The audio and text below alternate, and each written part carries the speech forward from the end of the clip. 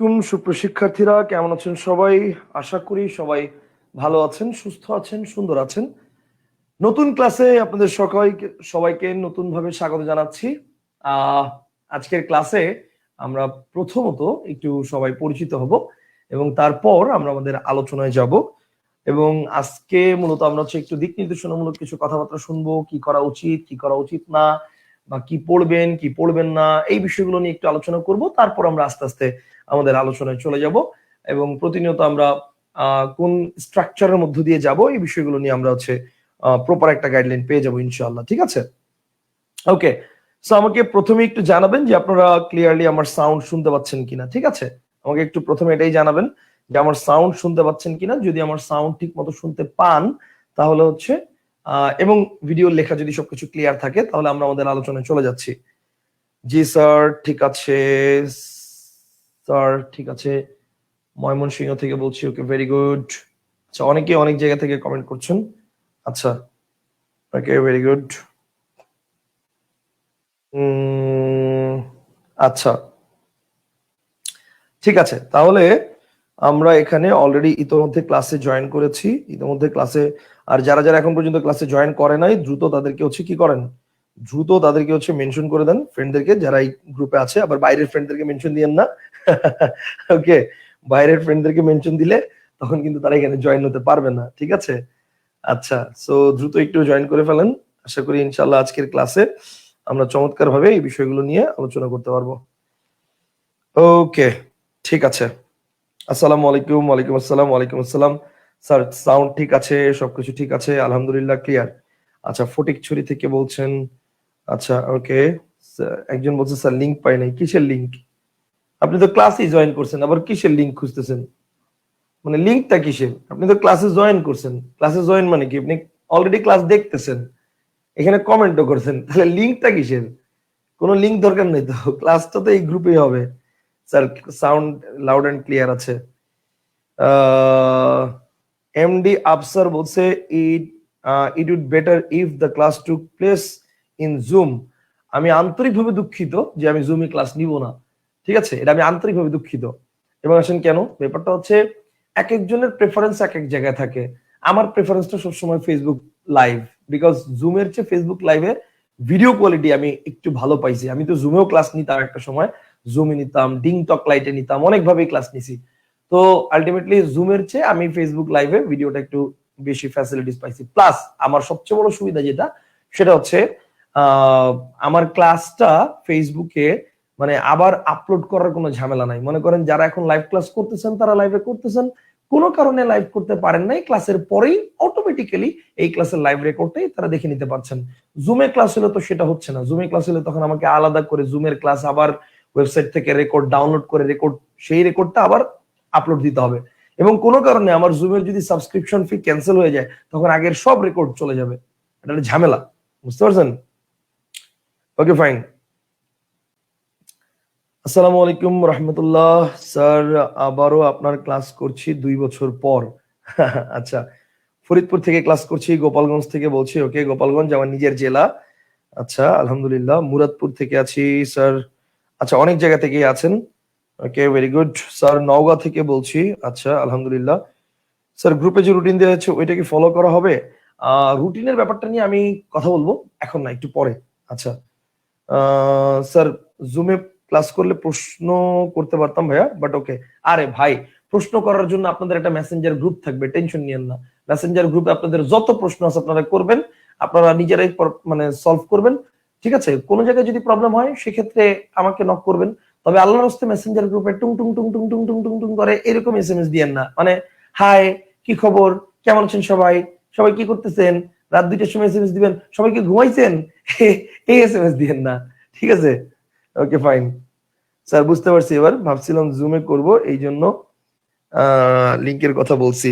আচ্ছা, আমি গোপালগঞ্জ থেকে, জগন্নাথ ইউনিভার্সিটি থেকে। আচ্ছা, জগন্নাথ ইউনিভার্সিটি আমার জগন্নাথ ইউনিভার্সিটিরও ছোট বোন এবং গোপালগঞ্জেরও ছোট বোন। আচ্ছা, দুই দিক থেকে আপনি আমার আত্মীয়, ছোট বোন। আচ্ছা, ঠিক আছে, ওকে।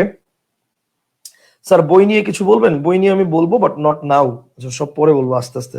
স্যার, আসসালামু আলাইকুম, কেমন আছেন? আমি চুয়াডাঙ্গা থেকে আসছি। আচ্ছা স্যার, বই নিয়ে কিছু বলেন। হ্যাঁ, বলবো পরে, not now. Sir Facebook live দেখতে গেলে বারবার আটকে যায় কেন? এই প্রবলেম সবসময় ফেস করি। আপনি আমার ক্লাস দেখতে গিয়ে কোনো জায়গায় লাইভে আটকাচ্ছেন কিনা সেটা একটু দেখেন। প্রবলেম হলে আমাকে জানাবেন, ঠিক আছে? আশা করি প্রবলেম হবে না, বাট তারপরও যদি হয়, ইফ, আমাকে জানাবেন। আশা করি প্রবলেম হবে না। আচ্ছা, এইটা দিলে অবশ্য ইয়া নষ্ট হয়ে গেছে, এটা দেওয়া যাবে না। এই লাইটটা দিলে বোর্ডে অনেক ইয়া পড়ে। আচ্ছা স্যার, প্রতিদিন কি ক্লাস 10টা থেকে শুরু হবে? না, আমরা প্রতিদিন ক্লাস 9টা থেকে শুরু করব ইনশাআল্লাহ। প্রতিদিন ক্লাস 9টা থেকে শুরু করব। টাইমের ব্যাপারটাও কোনো সময় হয়তো মাঝে মাঝে আধা ঘন্টা এদিক ওদিক হতে পারে, সেটা আমি আগে পোস্ট করে জানিয়ে দিব, ঠিক আছে? আচ্ছা স্যার, বাংলা ভোকাবুলারি কিভাবে পড়বো এটার একটা গাইডলাইন দিন। ইয়েস, এটা একটা ভালো কথা বলছেন। ক্লাসের শেষে আমরা এই বিষয়গুলো নিয়ে আজকে একটা গাইডলাইন দিব ইনশাআল্লাহ, ঠিক আছে? পাবনা রাজশাহী বিশ্ববিদ্যালয় থেকে স্যার, পিছনের বোর্ডের কালারটা হোয়াইট হলে ভালো হতো, তাই? পেছনের বোর্ডের কালারটা কি হোয়াইট হলে ভালো হতো? ওকে, হোয়াইট হলে ভালো হতো, কিন্তু আমি যে ব্ল্যাক আমি যে ব্ল্যাকের উপর বেস করে লিখে ফেলছি অলরেডি, মানে ব্ল্যাকের উপর বেস করে আমার লেখা অলরেডি, স্লাইড অলরেডি রেডি। দেখবেন, আমি আপনাকে দেখাই, ওয়েট, তাহলে বুঝতে পারবেন। স্লাইড অলরেডি রেডি আমার, ব্ল্যাকের উপর বেস করে, মানে ব্ল্যাকের উপর কোন লেখাটা ফুটবে সেটার উপর বেস করে। এই যে দেখেন, এখন আমি হোয়াইটের মধ্যে তো সাদা লেখা এটা ফুটবে না, হলুদ লেখাটা ফুটবে না, বুঝতে পারছেন? এই যে দেখেন, ব্ল্যাকের উপর বেস করে আমার এগুলো লেখা অলরেডি রেডি। এখন আমি যদি হোয়াইটের মধ্যে করতে যাই, এটা ফুটবে না। সেই জন্য আজকের ক্লাসটা আমরা তাহলে এইভাবেই করি। পরবর্তীতে যদি প্রয়োজন হয় আমাদের, আমরা মনে করি যে হোয়াইটে করলে বেটার, আমরা পরে করবো, সমস্যা নাই। আচ্ছা, 2-3টা ক্লাস আমাদের অলরেডি এইভাবে রেডি করা। আচ্ছা স্যার, এটাই থাক, ঠিকই আছে, ফাইন, ঠিক আছে স্যার। আমি ইন্ডিয়া থেকে, এই যে এই কমেন্টটাই হচ্ছে আমাকে অনুপ্রাণিত করে দিল। মিরাজুল ভাই বলছে, ভাই আমি ইন্ডিয়া থেকে ক্লাস করছি। তাহলে দেখেন, দেশের সীমারেখার বাইরে গিয়েও আমি যে পড়াচ্ছি, আলহামদুলিল্লাহ, এটাই আমার কাছে অনেক বড় একটা মানে শান্তির বিষয়, বুঝতে পারছেন? আহ অনেক অনেক শুভকামনা থাকবে মিরাজুল ভাই, এবং আপনি, আমি জানি আপনি এবং আপনার বোন, আপনারা দুজনেই ক্লাস করেছেন, দুজনেই ভর্তি হয়েছেন।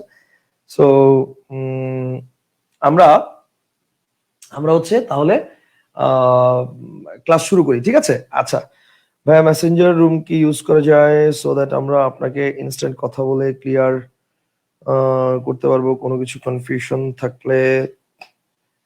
মেসেঞ্জার রুম, এটা ব্যাপারটা কি আফসার ভাই? জব সেক্টরে পুরো বাংলা নিয়ে একটা গাইডলাইন ক্লাস নিয়েন স্যার। আচ্ছা, নিব, ওগুলো নিব, সমস্যা নেই। আচ্ছা, এই আফসার ভাই একটা কমেন্ট করছেন, এটা ক্লাসের পরে, আজকে ক্লাসের পরে আমরা একটু এটা নিয়ে কথা বলবো। আমার একটু নক দিন তো, নিয়ে কথা বলবো, সমস্যা নেই। আজকের ক্লাস আপাতত যেভাবে আছে সেভাবে আমরা করি, কন্টিনিউ করি, ঠিক আছে? আচ্ছা, একজন বলছে স্যার ব্যাকরণে ভয়াবহ সমস্যা আমার। আচ্ছা, ভয়াবহ সমস্যা থাকবে না ইনশাল্লাহ। ওকে, আমরা প্রথমত আপনাদেরকে যে বিষয়টা নিয়ে আলোচনা করব সেটা হচ্ছে, সেটা হচ্ছে নবম দশম শ্রেণীর বাংলা ব্যাকরণ বই। এটা কি আপনি পড়বেন কি পড়বেন না? এইটা আমার প্রথম ভাই, এটা হচ্ছে আমার একদম মানে প্রথম কথা আপনাদের জন্য। সেটা হচ্ছে, নবম দশম শ্রেণীর বাংলা ব্যাকরণ বই আপনার জন্য পড়া উচিত হবে কি হবে না, এই বিষয়টা আগে একটু ক্লিয়ার হন। দেখেন, নবম দশম শ্রেণীর বাংলা ব্যাকরণ বই, এইটা আপনারা অনেকেই মানে এরকম একটা মতামত শুনেছেন যে নবম দশম শ্রেণীর বাংলা ব্যাকরণ বই থেকে হুবহু কোশ্চেন আসে, ঠিক আছে? নবম দশম শ্রেণীর বাংলা ব্যাকরণ বই ঠাড়া মুখস্থ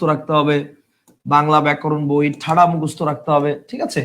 তো এই বই নিয়ে হচ্ছে আমার মতামত যেটা, আমরা এটা জাস্ট পড়ার জন্যই পড়বো, বাট বেসিক্যালি আমার জোন স্ট্রং করার জন্য, আমার কনসেপ্ট ক্লিয়ার করার জন্য, মনে রাখবেন কখনোই এটা প্রেফারেবল না, কখনোই এটা প্রেফারেবল না। এটার মধ্যে অনেক কনফিউশন আছে, যে জিনিসটা আপনি প্রপারলি পুরোপুরি কখনোই ক্লিয়ার হতে পারবেন না শুধু আপনি যদি 9-10 এর ব্যাকরণ বইটাকে ফোকাস করে পড়েন। কথা বুঝতে পারছেন? একদম সিম্পল হিসাব। যেমন আমি আপনাকে যদি বলি, খেয়াল করেন, আমি যদি বলি নবম দশম শ্রেণীর বাংলা ব্যাকরণ বইতে, বর্তমান বইতে সন্ধি এটা দেওয়া আছে, হচ্ছে শব্দতত্ত্বের আলোচ্য বিষয়, শব্দতত্ত্বের। এটা কিন্তু 2021 সালের ব্যাকরণ বই অনুসারে, কিন্তু 2020 সালের ব্যাকরণ বই অনুসারে সন্ধি হচ্ছে ধ্বনিতত্ত্বের আলোচ্য বিষয়, এবং আমরা কিন্তু সন্ধিকে ধ্বনিতত্ত্বের আলোচ্য বিষয় হিসেবেই বেশি জানি। আচ্ছা, আবার যদি বলি আমরা কারক কোন তত্ত্বের আলোচ্য বিষয়, তো কারক কিন্তু 2021 সালের ব্যাকরণ বই অনুযায়ী এটা হচ্ছে বাক্য তত্ত্বের আলোচ্য বিষয়, কিন্তু আগে এটা ছিল শব্দ তত্ত্বের আলোচ্য বিষয়। এই ক্ষেত্রে কিন্তু আমরা আবার কারককে বাক্যতত্ত্বের আলোচ্য বিষয় বলেই আমরা বেশি প্রেফারেবল জানি। ঠিক আছে, তার মানে কারকের ক্ষেত্রে বই ফলো করতেছি, সন্ধির ক্ষেত্রে আমরা ফলো করতেছি 2000 সালের বই।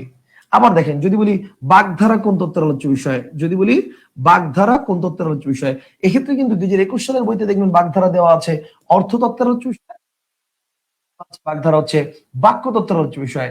এক্ষেত্রেও কিন্তু আমরা অর্থতত্ত্বকে বেশি ফোকাস করতেছি। তার মানে কারকের ক্ষেত্রে এবং বাগধারার ক্ষেত্রে আমরা বাক্যতত্ত্বকে বেশি ফোকাস, মানে সরি 2021 সালের বইকে ফোকাস করতেছি, আর ধ্বনি সন্ধির ক্ষেত্রে আমরা ফোকাস করতেছি 2020 সালের বইতে। আসলে ব্যাপারটা কি ভাই, আমরা তাহলে আসলে কোনটাকে ফোকাস করব? আসলে আমরা একটাকে ফোকাস করব না। সিম্পল হিসাব, 9-10 এর বাংলা ব্যাকরণ বই কখনোই আপনার জন্য পারফেক্ট না। 9-10 এর বাংলা ব্যাকরণ বইয়ের কোথাও লেখা নাই যে নবম দশম শ্রেণীর শিক্ষার্থীদের বাইরে সরকারি বেসরকারি জবের জন্য যারা পরীক্ষার প্রস্তুতি নিচ্ছেন তাদের জন্য, বা যারা চাকরি প্রার্থী আছেন তাদের জন্য এটা প্রযোজ্য। আমার কথা কি বুঝতে পারছেন? সিম্পল হিসাব, আপনারা যদি পড়েন 9-10 এর ব্যাকরণ বইটা বেসিক ক্লিয়ার করার জন্য পড়তে পারেন, কিন্তু আপনি কখনোই 9-10 এর ব্যাকরণ বই মানে প্রপার শিক্ষার জন্য আপনি মানে কনসেপ্ট ক্লিয়ার করার জন্য এটা পড়বেন না। সিম্পল হিসাব, কথা বুঝতে পারছেন?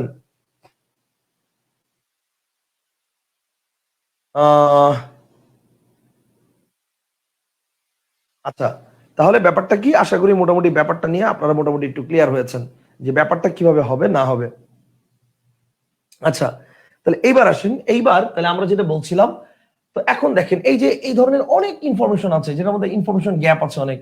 2021 সালের ব্যাকরণ অনুসারে একরকম, 2020 সালের ব্যাকরণ অনুসারে একরকম, আবার ব্যাকরণ বই ব্যাকরণ টু ব্যাকরণ ভ্যারি করে, ব্যাকরণ বই দেখা যায় ব্যাকরণ টু ব্যাকরণ ভ্যারি করে। তো এই কারণে আমরা আসলে 9-10 এর ব্যাকরণ বই, এই যে দেখেন শব্দ ভান্ডার, আমরা যদি বলি যে শব্দকে উৎস অনুসারে কত ভাগে ভাগ করা হয়েছে, শব্দকে উৎস অনুসারে কত ভাগে ভাগ করা হয়েছে, শব্দকে উৎস অনুসারে ভাগ করা হয়েছে বর্তমান বইতে 4 ভাগে, বর্তমান বইতে 4 ভাগে, বা উৎস অনুসারে এটা আমরা যদি আগের বই অনুসারে ফলো করি তাহলে 5 ভাগে, 2020 সাল পর্যন্ত যে ব্যাকরণ বই ছিল সেটা, আর 2021 সাল পর্যন্ত যে বই সেখানে বলা হয়েছে 4 ভাগে। এই ক্ষেত্রে কিন্তু আমরা এখনো এই 5 ভাগটাকে বেশি প্রায়োরিটি দিব। এই ক্ষেত্রে আমরা কিন্তু 5 ভাগকে বেশি প্রায়োরিটি দিব। এখন আসেন কেন, নতুন বইতে কোনটা নাই? অর্ধ তৎসম শব্দ, এটা নতুন বইতে দেয় নাই। অর্ধ তৎসম শব্দ নিয়ে নতুন বইতে কোনো আলোচনা নাই। এখন আমার কথা শুনেন, অর্ধ তৎসম শব্দ নতুন বইতে নাই তার মানে কি বাংলা ভাষা থেকে অর্ধ তৎসম শব্দ বিলুপ্ত হয়ে গেছে? ডেফিনেটলি না। বাংলা ভাষায় অর্ধ তৎসম শব্দ এখনো আছে, আগেও ছিল, এখনো আছে, ফিউচারে থাকবে কিনা সেটা জানি না, বাট এখন আছে। যেমন দেখেন, এই যে আমরা বলি গৃহিণী, এটা সংস্কৃত শব্দ। গৃহিণী শব্দটা থেকে যখন এটা আমরা বলে ফেলি গিন্নি, তাহলে এটা কিন্তু অর্ধ তৎসম শব্দ। তাহলে এই শব্দটার কি আমরা প্রচলন করছি না? অহরহ প্রচলন করছি। এই যে দেখেন চন্দ্র, চন্দ্র থেকে হয়ে গেছে চাঁদ, চন্দ্র থেকে হয়ে গেছে চাঁদ, আর চাঁদ থেকে হয়ে গেছে চাঁদ, চাঁদ থেকে হয়ে গেছে কি চাঁদ। তাহলে এই যে দেখেন চন্দ্র তৎসম, এখান থেকে চাঁদ অর্ধ তৎসম, আর চাঁদ হচ্ছে তদ্ভব। তাহলে চাঁদ শব্দটা আমরা কি ব্যবহার করছি না? গান শুনে নাই, চাঁদের বাতির কসম দিয়া ভালোবাসিলি, তাহলে এই যে চাঁদ ব্যবহার করছি তো ভাই, অহরহ ব্যবহার করছি। সেইটা আমরা এইভাবে বলতে পারি না যে আমরা নবম দশম শ্রেণীর ব্যাকরণ বইয়ে অর্ধতৎসম শব্দ নাই মানে বর্তমানে অর্ধতৎসম শব্দ নাই, এটা আমরা বলতে পারি না।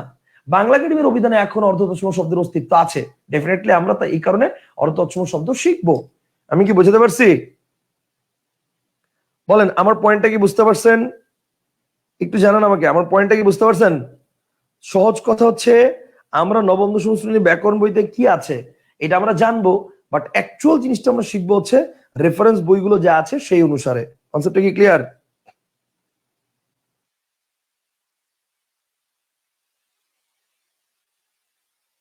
স্যার আপনার ক্লাসের পাশাপাশি বেসিক ক্লিয়ার করার জন্য কোন বইটা পড়তে পারি স্যার? আচ্ছা, এক্সামে কোনটা দিব? আরে এক্সামে কোনটা দিবেন না দিবেন এগুলো সব বলবো, তো টেনশন করেন কেন? এত টেনশনে কিছু নাই। এক্সামে কোনটা রাইট দিব, 100% 5 রাইট দিবেন। এখন অপশনে যদি 5 না থাকে সেক্ষেত্রে 4 দিবেন, কিন্তু অবশ্য 5 থাকলে ডেফিনেটলি 5 কারেক্ট আনসার হবে। কথা বুঝতে পারছেন? ডেফিনেটলি 5 কারেক্ট আনসার হবে। জি ভাই, clear clear clear clear clear, very good. আচ্ছা, তাহলে নবম দশম শ্রেণীর ব্যাকরণ বইটা আমরা পড়বো, তবে অবশ্যই নবম দশম শ্রেণীর ব্যাকরণ বইয়ের বাইরে আমাদের যে কোনো একটা বই রাখতে হবে, সেটা আমার বই হোক বা অন্য কোনো রাইটারের বই হোক। অন্য কোনো রাইটারের বই হলেও আপনার জন্য হবে, মানে অন্য কোনো রাইটারের বই হলে যে আমার ক্লাস করতে পারবেন না ব্যাপারটা এরকম না, অবশ্যই পারবেন, তবে আমার বইটা থাকলে আপনার জন্য প্র্যাকটিস করতে সুবিধা। কথা বুঝতে পারছেন? আপনার জন্য প্র্যাকটিস করতে সুবিধা হবে। আচ্ছা, দিলওয়ার আহসান, ফাইনালি আমি ভারত থেকে স্যারের ক্লাস করতে পারছি।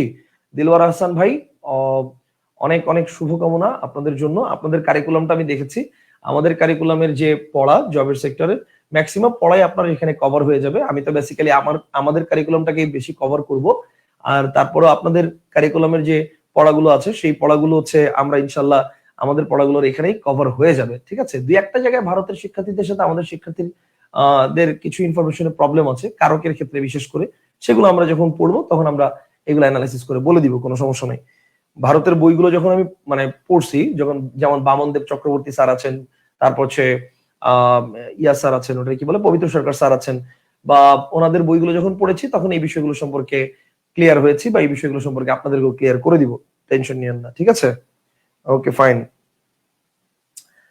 ঠিক আছে, তাহলে আপনারা মোটামুটি সবাই জয়েন করেছেন।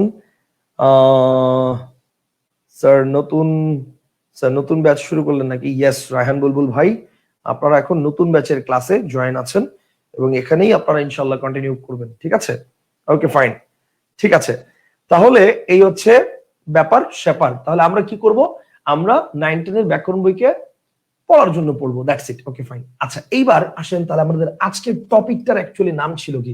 আমাদের আজকের টপিকের নাম ছিল হচ্ছে বাংলা ভাষা, ভাষা কি জিনিস, ভাষার উপাদান কি, উপকরণ কি, অক্ষর সম্পর্কিত বিস্তারিত আলোচনা, বাংলা বর্ণমালা, স্বরধ্বনি ও স্বরবর্ণের বিস্তারিত। এই ছিল আমাদের আজকের ক্লাসের আলোচনা। এটা কিন্তু বিশাল আলোচনা, প্রায় 1.5 থেকে 2 ঘন্টার টপিকের আলোচনা। ঠিক আছে, প্রায় 1.5 থেকে 2 ঘন্টা। তো এই 1.5 থেকে 2 ঘন্টার টপিক নিয়ে আমরা আলোচনা করব। কারো যদি কোনো জায়গায় প্রশ্ন থাকে অবশ্যই করবেন, আমি চেষ্টা করবো আপনাদের প্রশ্নগুলোর সলভ দিয়ে দেওয়ার জন্য। ঠিক আছে, আচ্ছা স্যার, বিভিন্ন ধরনের শব্দ সহজে চিনবো কিভাবে, এটা একটু ক্লিয়ার করবেন। আপনারা প্রথম ক্লাসে এক ক্লাসে যদি চিন্তা করেন বাংলার আজকের ক্লাসের পর আপনি পিএইচডি করে ফেলবেন, এটা আসলে সম্ভব না। ঠিক আছে, তো সকল প্রশ্নের উত্তর এক ক্লাসে আমার দেওয়াও সম্ভব না, আমি দিবও না। ঠিক আছে, আপনি কিভাবে বিভিন্ন ভাষার শব্দ চিনবেন এটা চেনার অনেক ট্রিক্স আছে, টেকনিক আছে, বাট আজকে দিব না। আজকে আমরা আলোচনা করবো এটা নিয়ে। এই টপিক রিলেটেড কোনো কোশ্চেন থাকলে সেটা করতে পারেন, এই টপিক রিলেটেড এর বাইরে কোশ্চেন করলে আজকে আমি উত্তর দিব না। ঠিক আছে, ওকে ফাইন। আর মাঝে মাঝে সলভ ক্লাস দিব, তখন যে কোনো জায়গা থেকে কোশ্চেন করতে পারেন, কোনো সমস্যা নাই। তখন কোশ্চেন করলে তখন আমি উত্তর দিব, ব্যাপার না। ওকে, তাহলে আসেন আমরা একটু আলোচনা করি, আমরা একটু আলোচনায় চলে যাই। তো সবার আগে ভাষা জিনিসটা কি? দেখেন, ভাষা এটার ব্যাপারটা কি, ভাষার একটা সংজ্ঞা আমাদের স্ক্রিনে আমরা দেখতে পাচ্ছি। ভাষা জিনিসটা কি? ভাষার ব্যাপারটা হচ্ছে এরকম যে বাকযন্ত্রের সাহায্যে উচ্চারিত কতগুলো অর্থবোধক ধ্বনি বা ধ্বনি সমষ্টির সাহায্যে বক্তা যখন তার মনের ভাব প্রকাশ করেন তখন তাকে ভাষা বলে। এক মিনিট।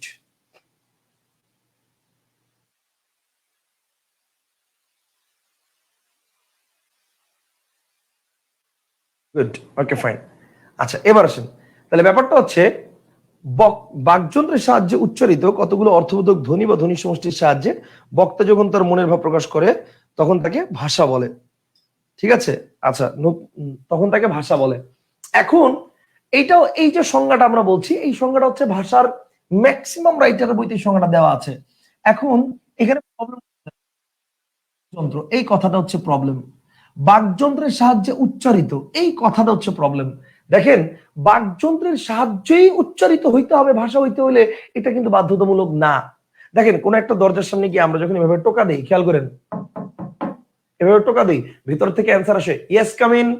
এই যে ইয়েস কাম ইন অ্যান্সারটা আসছে, কোন প্রশ্নের অ্যান্সার এটা বলেন তো? কোন প্রশ্নের অ্যান্সার? এই অ্যান্সারটা হচ্ছে মে আই কাম ইন, এই প্রশ্নের অ্যান্সার। এখন আপনি বলেন, আপনি কি মে আই কাম ইন বলছেন? বলেন নাই, আপনি বলছেন খালি টোকা দিছেন। তাহলে আপনার টোকাটাই কি মে আই কাম ইন প্রকাশ করছে, আপনার টোকাটাই মে আই কাম ইন প্রকাশ করছে, ভিতর থেকে উত্তর আসছে ইয়েস কাম ইন। তাহলে ব্যাপারটা হচ্ছে, দেখেন, আপনি মে আই কাম ইন বলার জন্য কোনো মুখের ভাষা ইউজ করেন নাই, বাকযন্ত্র ইউজ করেন নাই, জাস্ট টোকা দিছেন। সো কিন্তু আপনার মনের ভাব কিন্তু প্রকাশ হয়েছে। আবার দেখেন, কোন একটা অফিসের সামনে গেলেন, অফিসের সামনে গিয়ে মেইন দরজার সামনে দেখলেন যে লেখা আছে জুতা খুলে প্রবেশ করুন। তাহলে আলটিমেটলি অফিসের ভিতরে যিনি কর্মচারী বা কর্মকর্তা, তিনি কিন্তু তার মনের ভাবটা আপনাকে লিখে প্রকাশ করছে। সে কিন্তু এসে বলে নাই ভাই জুতা খুলেন, জুতা খুলেন, জুতা খুলেন, জুতা খুলেন, আপনাকে এসে বলে নাই। সে লিখে রাখছে কি জুতা খুলে প্রবেশ করুন। তো তার মানে আপনি কি করছেন? জুতা খুলে প্রবেশ করতেছেন। তার মানে অফিসের ভেতরে যিনি কর্মচারী বা কর্মকর্তা আছেন, তার মনের ভাবটা তিনি আপনাকে প্রকাশ করছে কিভাবে? তার মনের ভাবটা তিনি আপনাকে প্রকাশ করছে লিখে, এবং আপনি সেটা কি করছেন? আপনি সেই মনের ভাবটা ওইভাবে একসেপ্ট করছেন। কথা কি ক্লিয়ার? তো এখানে তো বাকযন্ত্র ব্যবহার হয় নাই। হ্যালো, আসসালামু আলাইকুম।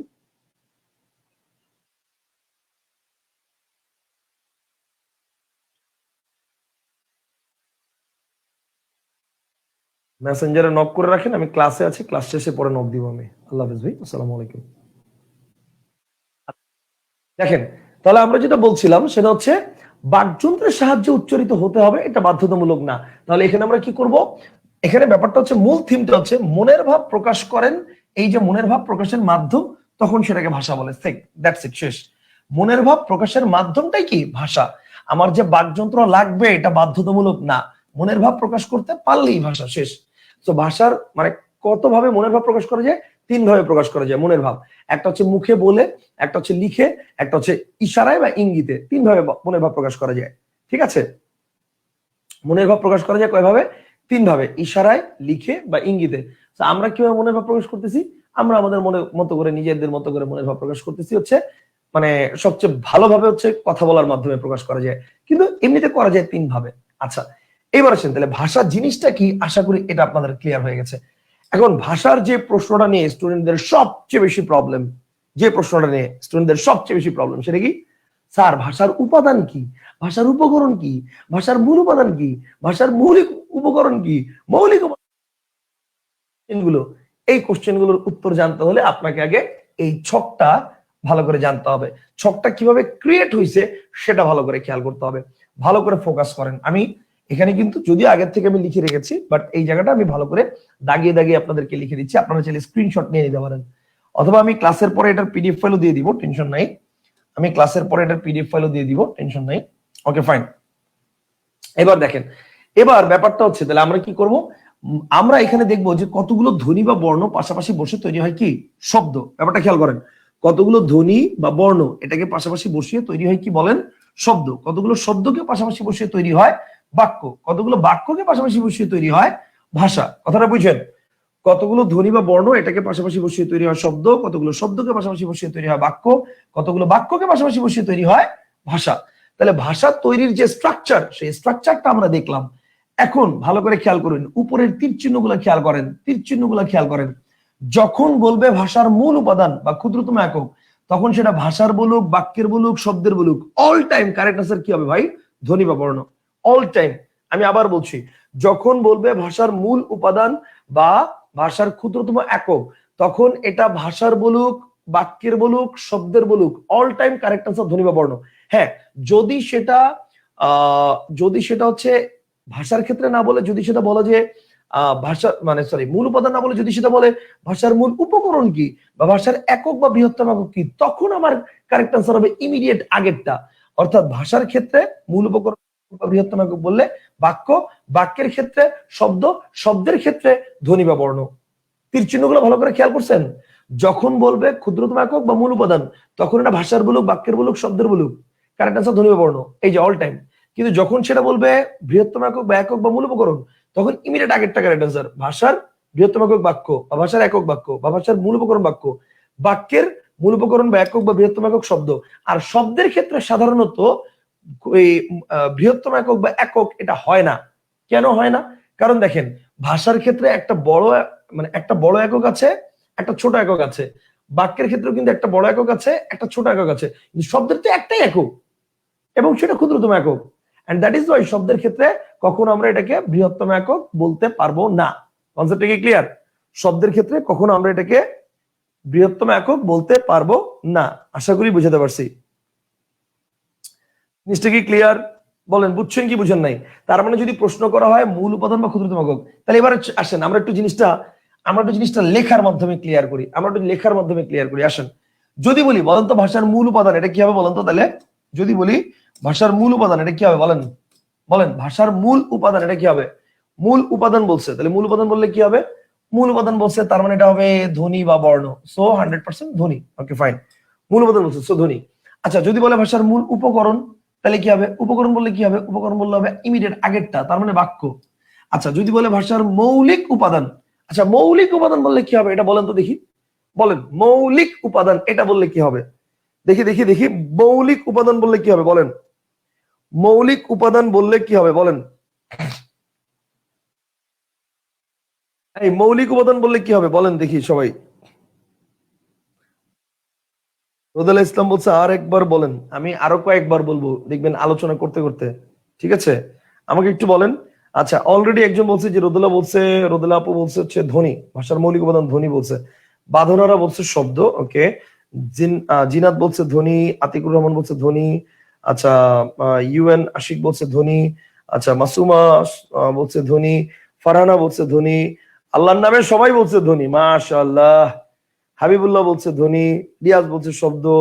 আচ্ছা, ফারহানা বলছে ধ্বনি বা বর্ণ। আচ্ছা, সাইদুর বলছে ধ্বনি। প্রাণের আম্মু মানে, ও আচ্ছা, আইডির নাম প্রাণের আম্মু। আচ্ছা, প্রাণের আম্মু বলছে ধ্বনি। আবু সাইম বলছে ধ্বনি। আচ্ছা, ম্যাক্সিমামই ধ্বনি বলছেন। এইবার আসেন আসলে এটার কারেক্ট আনসার কি। এইটার কারেক্ট আনসার হবে শব্দ। ভাষার মৌলিক উপাদান বললে হবে শব্দ। আপনারা যেটা চিন্তা করছেন মূল উপাদান আর মৌলিক উপাদান তো সেমই, আপনারা ভাবছেন এইটা, আপনারা ভাবছেন মূল উপাদান বলুক আর মৌলিক উপাদান বলুক জিনিস তো একই, আপনারা ভাবছেন এইটা। না, জিনিস এক না। ভালো করে বুঝলে এই জিনিসটা আপনি বুঝতেন।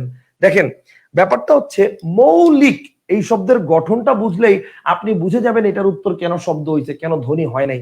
ব্যাপারটা খেয়াল করেন, আমি শব্দটাকে ভেঙে দিচ্ছি।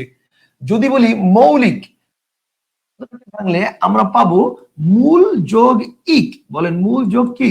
মূল যোগ ইক। ঠিক আছে, এখন দেখেন ইক প্রত্যয় যুক্ত হলে কি হয়? আদিশ্বর বৃদ্ধি পায়। তো আদিশ্বর বৃদ্ধি পায়, দীর্ঘকারটা ঔকার হয়ে গেছে। বুঝতে পারছেন? যেমন দেখেন ভূগোল যোগ ইক, ওয়ার্ডটা কি ভূগোলিক না ভৌগোলিক? ওয়ার্ডটা ভৌগোলিক না? ওই রকম ভাবে মূল যোগ ইক, ওয়ার্ডটা কি মৌলিক না মৌলিক? ওয়ার্ডটা মৌলিক।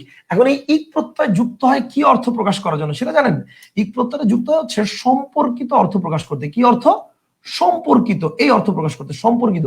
যেমন দেখেন আমি যদি বলি দৈহিক মানে দেহ সম্পর্কিত, শারীরিক মানে শরীর সম্পর্কিত, যদি বলি মানসিক মানে মানস সম্পর্কিত মানে মন সম্পর্কিত, যদি বলি দৈনিক মানে দিন সম্পর্কিত, কাব্যিক মানে কাব্য সম্পর্কিত, লৌকিক মানে লোক সম্পর্কিত। ঠিক আছে, মানে সাপ্তাহিক মানে সপ্তাহ সম্পর্কিত, বার্ষিক মানে বর্ষ সম্পর্কিত। মানে ইক প্রত্যয়টা যুক্ত হবে কখন? সম্পর্কিত অর্থ বোঝানোর জন্য। আমি কি বোঝাতে পারছি? ইক প্রত্যয়টা যুক্ত হবে কখন? সম্পর্কিত অর্থ বোঝানোর জন্য। আচ্ছা, এইবার একটু চিন্তা করেন তো, ভাষার মূল উপাদান ধ্বনি। এই যে মূল উপাদান কি বলেন? মূল উপাদান ধ্বনি। তাহলে মৌলিক মানে হচ্ছে মূল সম্পর্কিত। মূল যদি ধ্বনি হয়, মৌলিক কি ধ্বনি না ধ্বনি সম্পর্কিত? বলেন, মূল যদি ধ্বনি হয় মৌলিক কি ধ্বনি নাকি ধ্বনি সম্পর্কিত? অবশ্যই বলেন, ধ্বনি সম্পর্কিত ফার্স্ট এলিমেন্টটাই হচ্ছে শব্দ। এন্ড দ্যাট ইজ ওয়াই ভাষার মৌলিক উপাদান বললে এটা শব্দ হবে। অ্যাজ ওয়েল অ্যাজ বাক্যের ক্ষেত্রে বাক্যের মৌলিক উপাদান বললে শব্দ হবে। মূল উপাদান বললে ধ্বনি, বাট মৌলিক উপাদান বললে শব্দ হবে। কথা কি ক্লিয়ার? কথা কি বুঝতে পারছেন? বলেন, জিনিসটা কি বুঝছেন না বুঝেন নাই? মূল আর মৌলিক তো একই মনে হচ্ছে না, এক না। এখন কি ক্লিয়ার হয়েছেন? এটা আগে বলেন। এখন কি ক্লিয়ার হয়েছেন কিনা এটা আগে বলেন। ক্লিয়ার হয়েছেন আপনারা?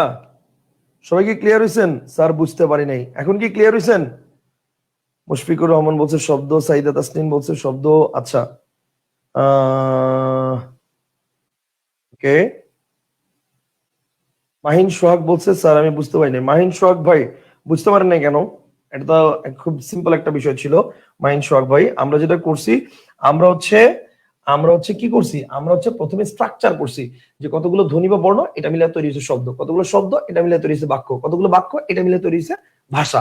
এখন দেখেন যখন বলছে মানে মূল উপাদান বা ক্ষুদ্রতম একক, মানে উপরের এই লাইনটার লেখা যখন আসবে তখন ভাই এটা ভাষার বলুক, বাক্যের বলুক, শব্দের বলুক, যাই বলুক, কারেক্ট আনসার ধ্বনি বা বর্ণ। আর যখন নিচের লাইনে লেখাটা আসবে মানে মূল উপকরণ বা একক বা বৃহত্তম একক, তখন ইমিডিয়েট আগেরটা কারেক্ট আনসার। ভাষার বললে বাক্য, বাক্যের বললে শব্দ, শব্দের বললে ধ্বনি বা বর্ণ। কনসেপ্টটা কি ক্লিয়ার? আশা করি বুঝতে পারছেন। এই পর্যন্ত আমরা দেখলাম। তাহলে ভাষার ক্ষুদ্রতম একক কি বলেন? বলেন ভাষার ক্ষুদ্রতম একক কি এটা বলেন। ভাষার ক্ষুদ্রতম একক এটা কি? জি স্যার, ক্লিয়ার ক্লিয়ার ক্লিয়ার। আচ্ছা, ক্ষুদ্রতম একক কি হবে বলেন? ভাষার ক্ষুদ্রতম একক এটাও ধ্বনি। Okay fine, very good. ভাষার বৃহত্তম একক কি? বৃহত্তম একক হচ্ছে বাক্য। বৃহত্তম একক বাক্য। ভাষার একক কি? এটাও বাক্য, এটাও বাক্য। ওকে ফাইন, ক্লিয়ার এই পর্যন্ত? এ পর্যন্ত ক্লিয়ার? আমরা আসলে পরেরটাই যাই। ভাষারটা দেখলাম, এবার বাক্যেরটা। ভাষারটা দেখলাম, এবার বাক্যেরটা। বাক্যেরটা কি আছে বলেন? বাক্যের মূল উপাদান কি? মূল উপাদান বলছে, তার মানে ধ্বনি বা বর্ণ। ওকে ফাইন, ধ্বনি বা বর্ণ। আচ্ছা, বাক্যের মূল উপকরণ কি? তার মানে বাক্যের মূল উপকরণ হচ্ছে শব্দ। ওকে ফাইন, ইমিডিয়েট আগেরটা কারেক্ট স্যার। বাক্যের মৌলিক উপাদান কি? আবারও সেই মৌলিক, তার মানে কি? মৌলিক হচ্ছে শব্দ। ওকে, মৌলিক বললে শব্দ। বাক্যের ক্ষুদ্রতম একক কি? এটা হচ্ছে ধ্বনি বা বর্ণ।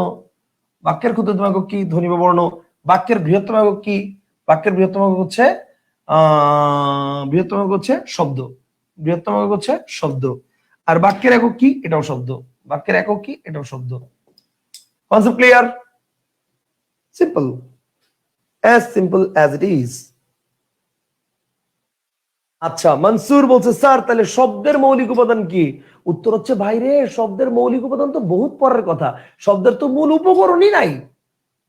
শব্দের তো মানে বৃহত্তম একক বা একক এটাই নাই। মৌলিক তো বহুত পরের কথা, শব্দের মৌলিক উপাদান নাই। সিম্পল হিসাব। কথা বুঝতে পারছেন? শব্দের মৌলিক উপাদান কি যিনি জিজ্ঞেস করছেন। Okay fine. আচ্ছা, এই পর্যন্ত আশা করি ক্লিয়ার। এইবার আসেন শব্দের মূল উপাদান কি। এই যে দেখেন শব্দের, চলেন আমরা দেখি, এটাও লিখে দিছি। তাহলে শব্দের মূল উপাদান কি? এটা হচ্ছে ধ্বনি বা বর্ণ। ওকে ফাইন, ধ্বনি বা বর্ণ। শব্দের মূল উপকরণ কি? এটাও ধ্বনি বা বর্ণ। মূল উপকরণ বলুক যাই বলুক, ধ্বনি বা বর্ণ। শব্দের মৌলিক উপাদান নাই নাই নাই নাই নাই। শব্দের ক্ষুদ্রতম একক ধ্বনি বা বর্ণ। ধ্বনি বা বর্ণ। শব্দের একক বা বৃহত্তম একক নাই নাই নাই নাই নাই। এটাও নাই, এটাও নাই। কনসেপ্টটা কি ক্লিয়ার? শব্দের ক্ষেত্রে এই দুইটা নয়াকার নাই।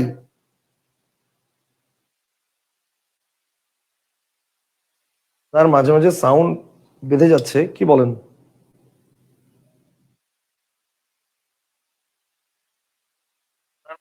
সাউন্ড বেঁধে যাচ্ছে, কি বলেন? সাউন্ড তো বেঁধে যাওয়ার কথা না। ওয়েট স্যার, লিখা তো বোঝা যাচ্ছে না। হ্যাঁ, লিখাও বোঝা যাচ্ছে না। লা হাওলা ওয়ালা কুওয়াতা ইল্লা বিল্লাহিল আলিয়্যিল আযীম। ওয়েট,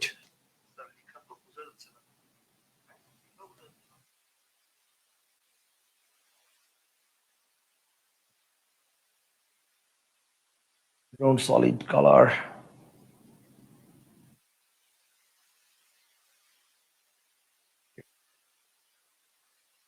If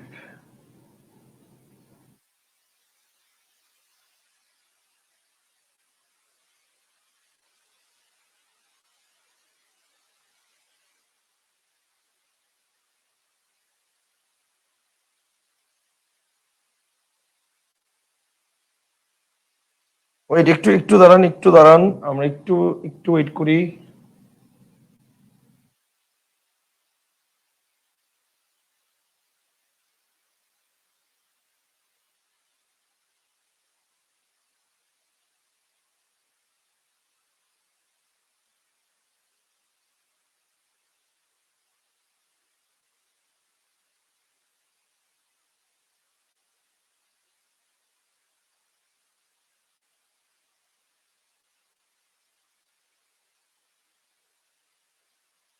আচ্ছা, তার মানে যদি আমি ব্ল্যাক দেই এটা বেটার হবে।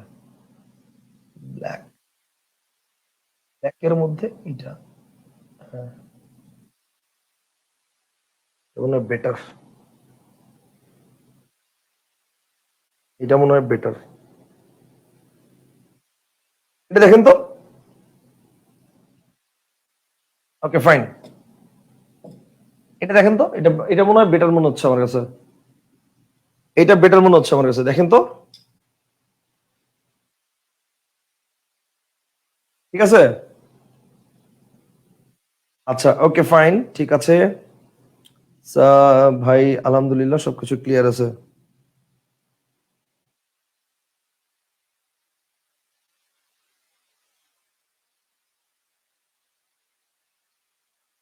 আচ্ছা, এখন কি ক্লিয়ার আছেন? এখন ক্লিয়ার আছে? স্যার এটা রিফ্লেক্ট হচ্ছে, রিফ্লেক্ট হোক। আমার পিছনে ভাই এখানে ঘরের মধ্যে রিফ্লেক্টের কিছু নাই, সমস্যা নাই। একটু রিফ্লেক্ট হোক। এটা মনে করেন কয়দিন পরে ওই যে, এটা এখন পিছনে তো মনে করেন এটা তো আর আমার স্টুডিওতে ক্লাস নিচ্ছি না, এটা আমার বাসার রুমে ক্লাস নিচ্ছি। যে বাসায় কিছুদিন পরে স্টুডিও সেটআপ যখন করে ফেলবো, তখন পিছনে ব্ল্যাক করে ফেলবো যখন, তখন আর রিফ্লেক্ট হবে না। কথা বুঝতে পারছেন? আপাতত রিফ্লেক্ট হবে, ওটা কোনো কোনো সমস্যা নাই। আচ্ছা, পুরো ক্লিয়ার আছে না? আচ্ছা ঠিক আছে ভাইয়া, ওকে ফাইন। আচ্ছা, তাহলে এইবার আসেন, এই পর্যন্ত আমরা আমরা আলোচনা করেছি, আমরা পরবর্তী টপিকে চলে যাব। এবার আসেন, এই পর্যন্ত আমাদের আলোচনা ক্লিয়ার। ও খোদা।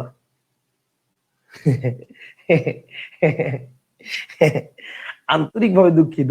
আসলে ব্যাপারটা হচ্ছে আমার তো ক্লাস আগে থেকে সেট আপ করা এটার মধ্যে, দ্যাট ইজ ওয়াই আমাদের এটার মধ্যেই মানে ইয়াটা করা, বুঝতে পারছেন? এই কারণে এই যে দেখেন এটার মধ্যে অলরেডি করা set up, that is Y এটা অটোমেটিক এটা দিয়ে আসতেছে, বুঝতে পারছেন জিনিসটা? অটোমেটিক এটা দিয়ে আসতেছে। এই যে দেখেন এটা চেঞ্জ হয়েছে, বাকিগুলো আচ্ছা দাঁড়ান দেখি, এটা যদি চেঞ্জ হয় তাহলে এটার মধ্যে বাকিগুলো কেন হবে না? ও এটা ইন্ডিভিজুয়ালি চেঞ্জ করতে হবে মনে হয়।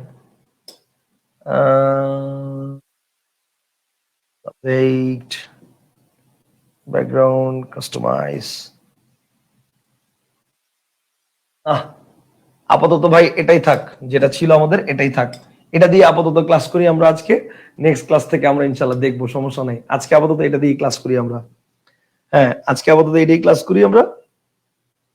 নেক্সট ক্লাসে আমার কাছে এই এই জিনিসটা অনেক ভালো লাগে, মানে আমার কাছে খুব ন্যাচারাল মনে হয়। আমার কাছে মনে হয় যে আমি একটা ওয়ালের উপরে লিখতেছি, এটা আমার কাছে ভালো লাগে, এই জন্য আমি এটা দিছিলাম, বুঝতে পারছেন? Okay fine. আচ্ছা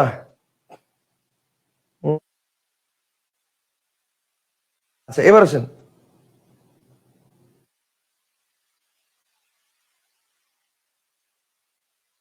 ফারহানা বিনতে কামাল বলছে, ভাইয়া বারবার আটকে যাচ্ছে, ভালোভাবে দেখতেই পারছি না, রেকর্ডেড দেখতে অসুবিধা হয় না, লাইভ কোনো ক্লাস দেখতে গেলেই অসুবিধা হয়। তার মানে আপু প্রবলেমটা আপনার ওখানে হচ্ছে আপু, আমার এখান থেকে প্রবলেম হচ্ছে না আপু।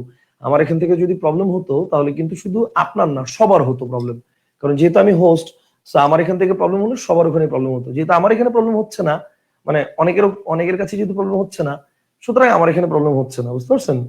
আচ্ছা ঠিক আছে ফাইন। এবার আসেন, এবার তাহলে আমরা আলোচনা করবো কি নিয়ে? আমরা আলোচনা করবো একটু অক্ষর নিয়ে। ঠিক আছে, আমরা আলোচনা করবো একটু অক্ষর নিয়ে। এখন আসলে অক্ষর জিনিসটা কি? অক্ষর জিনিসটা কি আমরা একটু আগে বুঝি, অক্ষর জিনিসটা কি, তারপর আমরা ডিটেলস আলোচনায় যাই। ব্যাপারটা হচ্ছে এইটা, আসেন আহ এবার আসেন, ব্যাপারটা হচ্ছে এরকম যে অক্ষর জিনিসটা হচ্ছে এরকম যে নিঃশ্বাসের ক্ষুদ্রতম প্রয়াসে একটি শব্দের যতটুকু অংশ কোনো বাধা বা বিপত্তি ছাড়া একবার উচ্চারণ করা যায় তাকে অক্ষর বলে। আবার বলছি, এক নিঃশ্বাসে একটি শব্দের যতটুকু অংশ কোনো বাধা বা বিপত্তি ছাড়া একবার উচ্চারণ করা যায় তাকে অক্ষর বলে। কিন্তু আমরা তো এভাবে অক্ষর শিখবো না, ভালো করে বুঝেন, আমরা এভাবে অক্ষর শিখবো না। তাহলে আমরা কিভাবে অক্ষর শিখবো? আসেন, আমরা অক্ষর শিখবো একটা ট্রিক্স এর মাধ্যমে। ট্রিক্সটা কি? ট্রিক্সটা হচ্ছে এসএমএস। বলেন, what is the name of this trick? The name of this trick is SMS. এখন আসেন এসএমএস ট্রিক্সটা কি? এসএমএস ট্রিক্সটা হচ্ছে আমরা যখন কোনো শব্দ লিখবো, এই শব্দটা আমরা আমরা যখন এসএমএস এ লিখি, আমাদের এসএমএস এর ভাষাটাকে একটু চিন্তা করেন তো। আমরা কি এসএমএস এ লিখি যখন, তখন কি বাংলায় লিখি, না ইংরেজিতে লিখি, নাকি বাংলিশে লিখি? মানে বাংলা ইংলিশ না বাংলিশ? আমরা লিখি সাধারণত যখন বলি তখন হচ্ছে বাংলিশ, কথাটা বুঝেন? আমরা হচ্ছে আমরা লিখি তখন হচ্ছে বাংলিশে লিখি। আমরা লিখি কিভাবে? আমরা লিখি বাংলিশে। তো বাংলিশে যেহেতু লিখি, কথাটা বুঝেন, বাংলিশে যেহেতু লিখি, তাহলে আলটিমেটলি আমরা যখন অক্ষর বের করব তখন বাংলিশে লিখবো। বাংলিশে লিখলে আপনি কিভাবে অক্ষর বের করতে পারবেন সেটা দেখাচ্ছি, আসেন। এই যে মনে করেন বিশ্ববিদ্যালয়, এই শব্দটা আমি লিখেছি। এখন যদি প্রশ্ন করে এই শব্দটার মধ্যে কয় অক্ষর, এখন আমরা যদি বইয়ের যে সিস্টেম, সেই সিস্টেম অনুযায়ী অক্ষর বের করতে যাইতাম, তাহলে ব্যাপারটা হচ্ছে এরকম হইতো যে এক নিঃশ্বাসে একটি শব্দের যতটুকু অংশ কোনো বাধা বা বিপত্তি ছাড়া একবার উচ্চারণ করা যায় তাকে অক্ষর বলে। কিন্তু এটা যদি আমরা করতে যেতাম তাহলে কি হইতো দেখেন, এক একজনের উচ্চারণ এক এক রকম হইতো। যেমন দেখেন বিশ্ববিদ্যালয় কেউ উচ্চারণ করতো বিশ সো বিদ দা লয়, কয়টা হলো? পাঁচটা। কেউ উচ্চারণ করতো বিশ্ব বিদ্যা লয়, কয়টা হলো? তিনটা। কেউ উচ্চারণ করতো বিশ্ব বিদ্যালয়, কয়টা হলো? দুইটা। কেউ উচ্চারণ করতো আবার একবারে বিশ্ববিদ্যালয়, কয়টা হলো? একটা।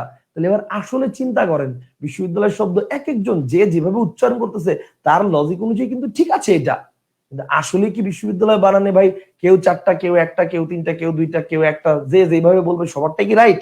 ডেফিনেটলি না। এখানে একটা প্রবলেম আছে। প্রবলেমটা কি? বিশ্ববিদ্যালয় বানানে নির্দিষ্ট কিছু অক্ষর আছে, এটা আমরা বের করতে পারি নাই, এটা হচ্ছে কথা। তা আমরা কিভাবে বের করব অক্ষর? আমরা অক্ষর বের করার জন্য কি করব? বাংলিশে লিখে ফেলবো। তাহলে বিশ্ববিদ্যালয় বানানটা আমি একটু বাংলিশে লিখে ফেলতেছি, আসেন।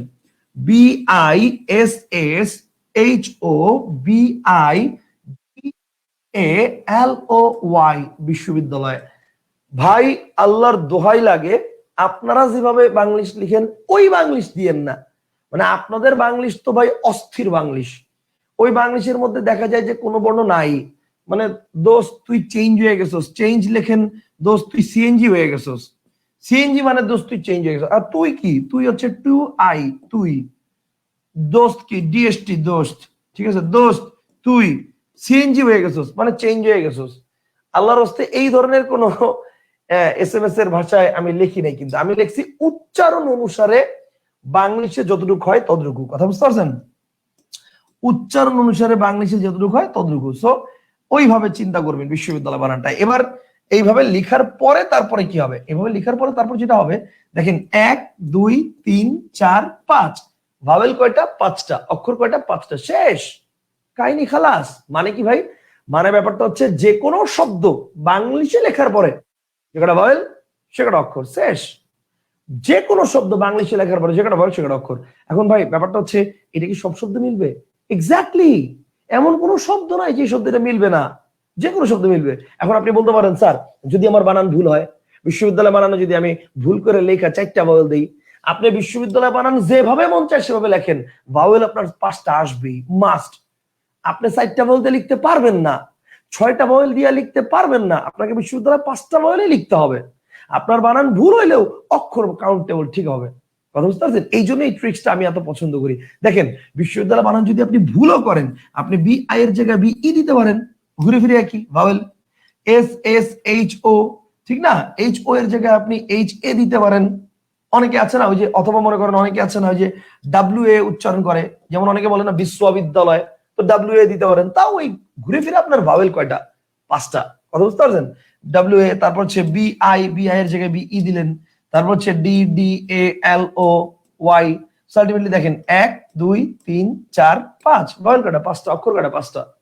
আপনি বানান যেভাবেই করেন, বানান ভুল হোক আর রাইট হোক, কারেক্ট আনসার 5টা হবেই। কনসেপ্টটা কি ক্লিয়ার বিশ্ববিদ্যালয় বানানে? বুঝতে পারছি? এই জন্য এই ট্রিক্সটা আমার এত পছন্দ, এই ট্রিক্সটা আমার এত ভালো লাগে। ঠিক আছে, কারণ আপনি বুঝেন আর না বুঝেন, অ্যান্সার আপনার 5টা হবেই, মানে অ্যান্সার আপনার মিলবেই। Concept clear? আচ্ছা ভাই, সাইফুল শব্দে অক্ষর কয়টা? আরে ভাই সাইফুল খালি সাইফুল, মর্জিনা, জরিনা সব শব্দ দেখাবো, টেনশন করেন কেন, একটু ওয়েট করেন। আচ্ছা একজন বলছে ভাই একটা প্রশ্ন, প্রশ্নটা বলবেন, দাঁড়ান একটু পরে আমি প্রশ্ন নিব। তার আগে আমি একটু শুনে নিই, বিশ্ববিদ্যালয় এই শব্দে কয়টা অক্ষর? আমরা যদি বুঝে থাকি এরকম আমরা কিছু প্র্যাকটিস করে আসি। আগে আমরা কিছু প্র্যাকটিস করে আসি। আচ্ছা প্র্যাকটিস এখানে দেখাইছি, পরে আমি কিছু প্র্যাকটিস দেখাই। যেমন আমি যদি বলি গোলাপ, একটু চিন্তা করেন গোলাপ, তাহলে চিন্তা করেন গোলাপে কি? জি ও এল এ পি, গোলাপ, তাহলে ভাওয়েল কয়টা? 2টা, অক্ষর কয়টা? 2টা। আমি যদি বলি পানি, তাহলে খেয়াল করেন পি এ এন আই, পানি, তাহলে ভাওয়েল কয়টা? 2টা, অক্ষর কয়টা? 2টা, শেষ। আমি যদি বলি কলম, কে ও এল ও এম, কলম, তাহলে ভাওয়েল কয়টা? 2টা, অক্ষর কয়টা? 2টা। মানে যে কোনো শব্দ বাংলিশে লেখার পরে যে কটা ভাওয়েল সে কটা অক্ষর, শেষ। কনসেপ্টটা কি ক্লিয়ার? যে কোনো শব্দ বাংলিশে লেখার পরে যে কটা ভাওয়েল সে কটা অক্ষর। Concept clear? তাহলে যে দেখেন গোলাপ, পানি, কলম, বিশ্ববিদ্যালয়, ঠিক আছে? আপনি যা বলবেন আসলে, এই যে সাইফুল বলছেন না, তাহলে Saiful, S A I F U L, Saiful, তাহলে 1 2 3, ভাওয়েল কয়টা? 3টা, তাহলে অক্ষর কয়টা? 2টা। এখন প্রশ্ন হচ্ছে ভাই ভাওয়েল 3টা অক্ষর 2টা মানে বুঝলাম না। এইবার আসেন প্যাচটা কোথায়? প্যাচটা হচ্ছে মনে রাখতে হবে যে যে কটা ভাওয়েল সে কটা অক্ষর বসে সেটা তো ঠিক আছে, বাট মনে রাখতে হবে যদি 2টা ভাওয়েল পাশাপাশি বসে, মনে রাখতে হবে যদি 2টা ভাওয়েল পাশাপাশি বসে তাইলে আবার এক অক্ষর হয়। 2টা ভাওয়েল পাশাপাশি বসলে কয় অক্ষর হবে? এক অক্ষর হবে। যেমন দেখেন এই যে এস এ আই, তাহলে এখানে এ আর আই 2টা ভাওয়েল পাশাপাশি আছে না? সো পাশাপাশি থাকার কারণে এটাকে আমরা এক অক্ষর ধরবো, আর আই আমরা এক অক্ষর ধরবো। তার মানে সাইফুল বানানে 2টা ভাওয়েল আছে। এরকম আর কি হতে পারে? যেমন দেখেন আমি যদি বলি ভাই, ভি এ আই, ভাই, ভাওয়েল কয়টা? 2টা, অক্ষর কয়টা? একটা। যদি বলি Haimanti, H O I M O N T I, Haimanti, তাহলে 1 2 3 4, ভাওয়েল 4টা, বাট অক্ষর কিন্তু 3টা, কারণ এই ও আর আই একসাথে। কথা বুঝতে পারছেন? সো তার মানে যে কোনো শব্দ বাংলাদেশে লেখার পরে যে কটা ভাওয়েল সে কটা অক্ষর। এই পর্যন্ত তোমরা ক্লিয়ার হলামই। আর তাছাড়া আমরা যদি দেখি যে দুটি ভাওয়েল পাশাপাশি আছে, তাহলে সেটাকে আমরা এক অক্ষর বলে ধরবো। কনসেপ্টটা কি ক্লিয়ার? আর ইংরেজিতে সিলেবাল কিভাবে নির্ণয় করা যাবে? কোনো শর্টকাট টেকনিক আছে এমন? ইংরেজিতে সিলেবাল কিভাবে নির্ণয় করবেন সেটা বাংলা ইনস্ট্রাক্টরের কাছে জানতে যাচ্ছেন?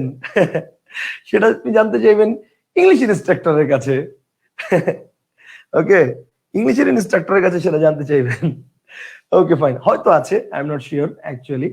হয়তো আছে, কিন্তু আমি এই মুহূর্তে আপনাকে বলতে পারছি না, আন্তরিকভাবে দুঃখিত।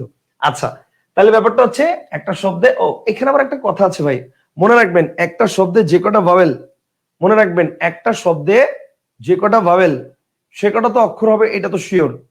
কিন্তু একই ভাওয়েল যদি 3-4 বার 5 বার থাকে তাহলে কি হবে? একই ভাওয়েল, মনে করেন এই যে দেখেন আমি বললাম যে কলম, এখন কলম শব্দে ভাওয়েল কিন্তু মানে ও কিন্তু 2 বার আছে। এখন আপনি যদি চিন্তা করেন স্যার ও 2 বার আছে, 2 বারের জন্য আমি একবার ধরবো না, 2 বার কেন, যদি 20 বারও থাকে 20 বারই ধরতে হবে। ঠিক আছে, যেমন আমি যদি বলি দেখেন অপিনিহিতি, ও পি আই, দেখেন O P I N I H I T I, তাহলে খেয়াল করেন একটা ভাওয়েল, এরপরে 2 3 4 5, মোট ভাওয়েল 5টা, অক্ষর 5টা, শেষ। এখন আপনি যদি চিন্তা করেন ও একটা আর আই 4 বারের জন্য একবার ধরবো, মোট 2টা, নো, তাহলে ভুল হবে। আমার কথা কি বুঝতে পারছেন?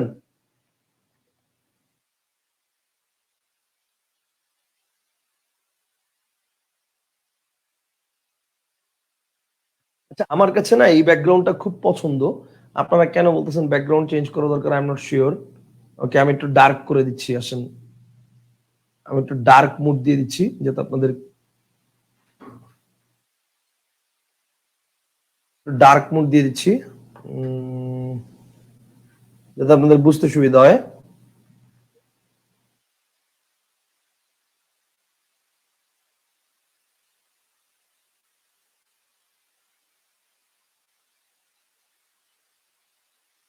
আচ্ছা, এবার দেখেন তো মোটামুটি আগের চেয়ে একটু ক্লিয়ার হয়েছেন কিনা, মানে আগের চেয়ে আরেকটু ভালোভাবে বোঝা যাচ্ছে কিনা।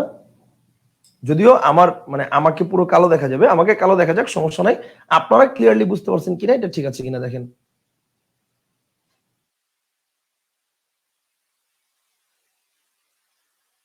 এইটা ক্লিয়ার আছে কিনা এটা বলেন। ডার্ক, একটু ডার্ক ইয়া দিয়েছি, এটা কি বুঝতে পারছেন আপনারা? আপনারা কি বুঝতে পারছেন?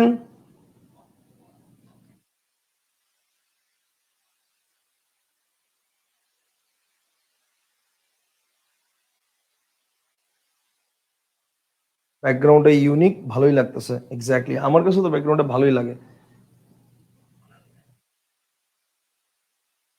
তার আগের চেয়ে ভালো, ঠিক আছে, গুড।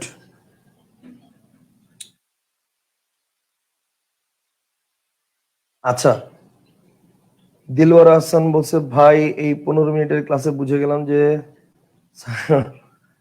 মাত্র তো শুরু ভাই, দোয়া করেন যাতে সুস্থ থাকি, ইনশাল্লাহ অনেক কিছু আপনাদেরকে দিতে পারবো যাতে। স্যার, বিবিএ অ্যাকাউন্টিং এর স্টুডেন্ট হয়েও আপনি বাংলার প্রতি এত জ্ঞান কিভাবে রাখলেন? আহ আলহামদুলিল্লাহ, এটা আল্লাহর অশেষ রহমত।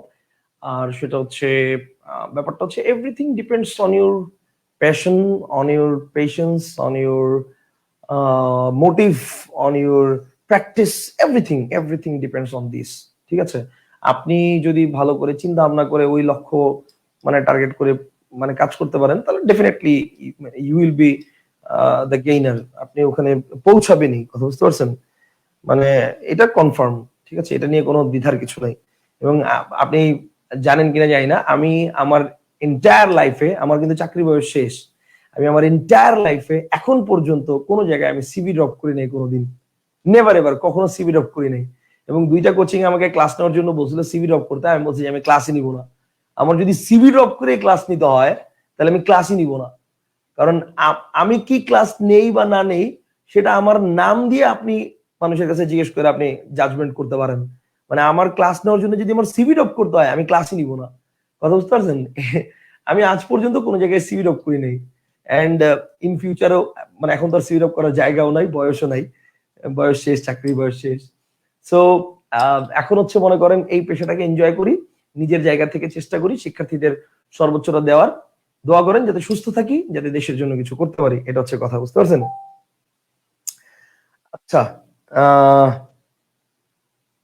তাহলে কার্য এই শব্দের মধ্যে কয়টা অক্ষর আছে দেখেন, আপনি চিন্তা করেন তাহলে কার্য, কে এ আর জে ও বা জেড ও, আপনি বলেন তাহলে ভাওয়েল কয়টা? 2টা, অক্ষর কয়টা? 2টা, শেষ। কথা বুঝতে পারছেন? স্যার, পরীক্ষায় কিভাবে নির্ণয় করা সম্ভব? তা আপনাকে কি আমি এটা পরীক্ষার জন্য নাকি আলাদাভাবে দেখাচ্ছি? পরীক্ষা এভাবে নির্ণয় করা সম্ভব মানে কি? আপনাকে কি আমি মনে করেন বাসার জন্য একরকম, পরীক্ষার জন্য আরেক রকম ভাবে শিখাবো? পরীক্ষা এইভাবেই করবেন। প্রশ্নের মধ্যে আপনি ইংলিশে লিখে ফেলবেন খালি বিশ্ববিদ্যালয় শেষ, বা যে ওয়ার্ডটা আসবে সেটা লিখে ফেলবেন শেষ। কনসেপ্টটা কি ক্লিয়ার?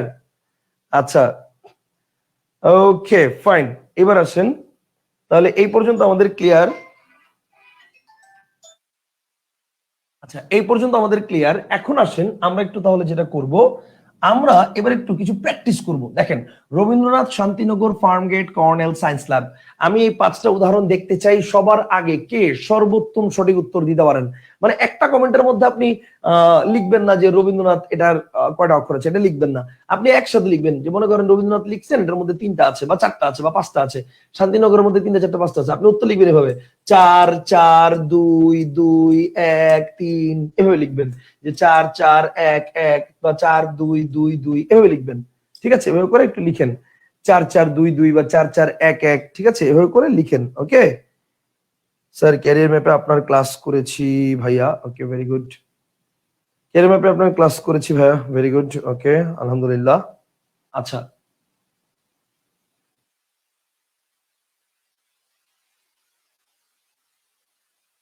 ওকে, রবীন্দ্রনাথ, শান্তিনগর, ফার্মগেট, কর্নেল, একটু আমি জানতে চাচ্ছি স্যার মাত্রা কি? হ্যাঁ মাত্রায় আমরা যাব, মাত্রায় আমরা যাব।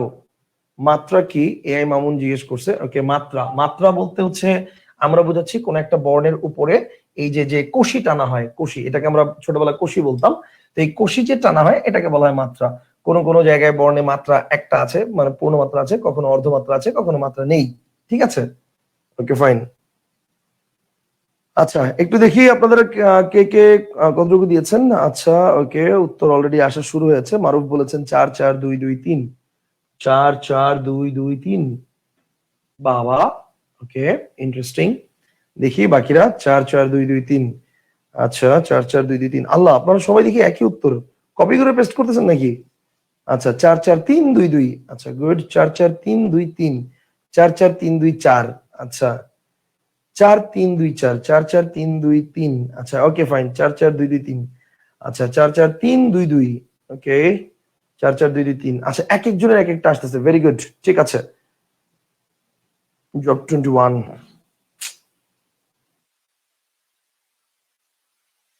ওকে 4 4 2 2 3, আচ্ছা ওকে ফাইন। আচ্ছা এই জিনিসটা আমরা কিভাবে ক্লিয়ার করব, আমরা আসলে একটু দেখা দিচ্ছি। এই জিনিসটা আমরা কিভাবে ক্লিয়ার করব আমি একটু দেখা দিচ্ছি। ব্যাপারটা হচ্ছে এরকম, আচ্ছা এবার আমি লিখতেছি, যদি আমার সাথে কারো বানান মিলে, মানে কারোটা যদি মিলে যায় আলহামদুলিল্লাহ ভালো, যদি না মিলে তাহলে কোনো সমস্যা নেই, কাটবেন না। আপনি যা লিখছেন ওভাবেই চেষ্টা করবো আমরা মিলিয়ে দেওয়ার জন্য, ঠিক আছে। আসেন তাহলে ব্যাপারটা হচ্ছে রবীন্দ্রনাথ, রবীন্দ্রনাথ এটাকে যদি আমরা ভাঙি, রবীন্দ্রনাথ এটাকে যদি আমরা ভাঙি আমরা কি পাচ্ছি? রবীন্দ্রনাথ এটাকে ভাঙলে আমরা পাচ্ছি হচ্ছে দেখেন আর ও INDROATH, রবীন্দ্রনাথ। ওকে ফাইন, এখানে ভাওয়েল হচ্ছে কয়টা? দেখেন এখানে ভাওয়েল হচ্ছে 1 2 3 4, সো এটার মধ্যে 4 অক্ষর শিওর। আচ্ছা শান্তিনগর, SHANI, ও সরি NTI, শান্তি, NAGAR অথবা NAGOR বা NOGOR, হোয়াট এভার, আপনি আপনার মতো করে কাউন্ট করতে পারেন। দেখবেন এটার মধ্যে কয় অক্ষর আসছে, চলেন দেখি। 1 2 3 4, সো এটার মধ্যেও 4 অক্ষর। আচ্ছা ফার্মগেট, ফার্মগেট বানানটা নিয়েই হচ্ছে ঝামেলা, FARMGATE। যারা ফার্মগেট বানানটা এভাবে লিখেছেন তাদের ভাওয়েল আসছে 1 2 3, সো যারা ফার্মগেটটা এভাবে লিখেছেন তাদের ভাওয়েল আসছে 3টা, বাট এটা 100% ভুল। ফার্মগেট বানান এটা এভাবে হবে না, এটা 100% ভুল। এখন প্রশ্ন হচ্ছে ভাই কেন এটা ভুল, কেন? এবার সে ভুল কেন সেটা বুঝে। ব্যাপারটা হচ্ছে এটা ভুল কেন সেটা বুঝে। ব্যাপারটা হচ্ছে ফার্মগেট, এটা তো আমি বারবার কি বলতেছিলাম, অ্যাকচুয়াল বানানটা লিখবেন না, উচ্চারণ অনুসারে লিখবেন। আপনি ফার্মগেট বানানটা লিখে ফেলছেন উচ্চারণ অনুসারে, আপনি ফার্মগেট বানানটা লিখে ফেলছেন actual.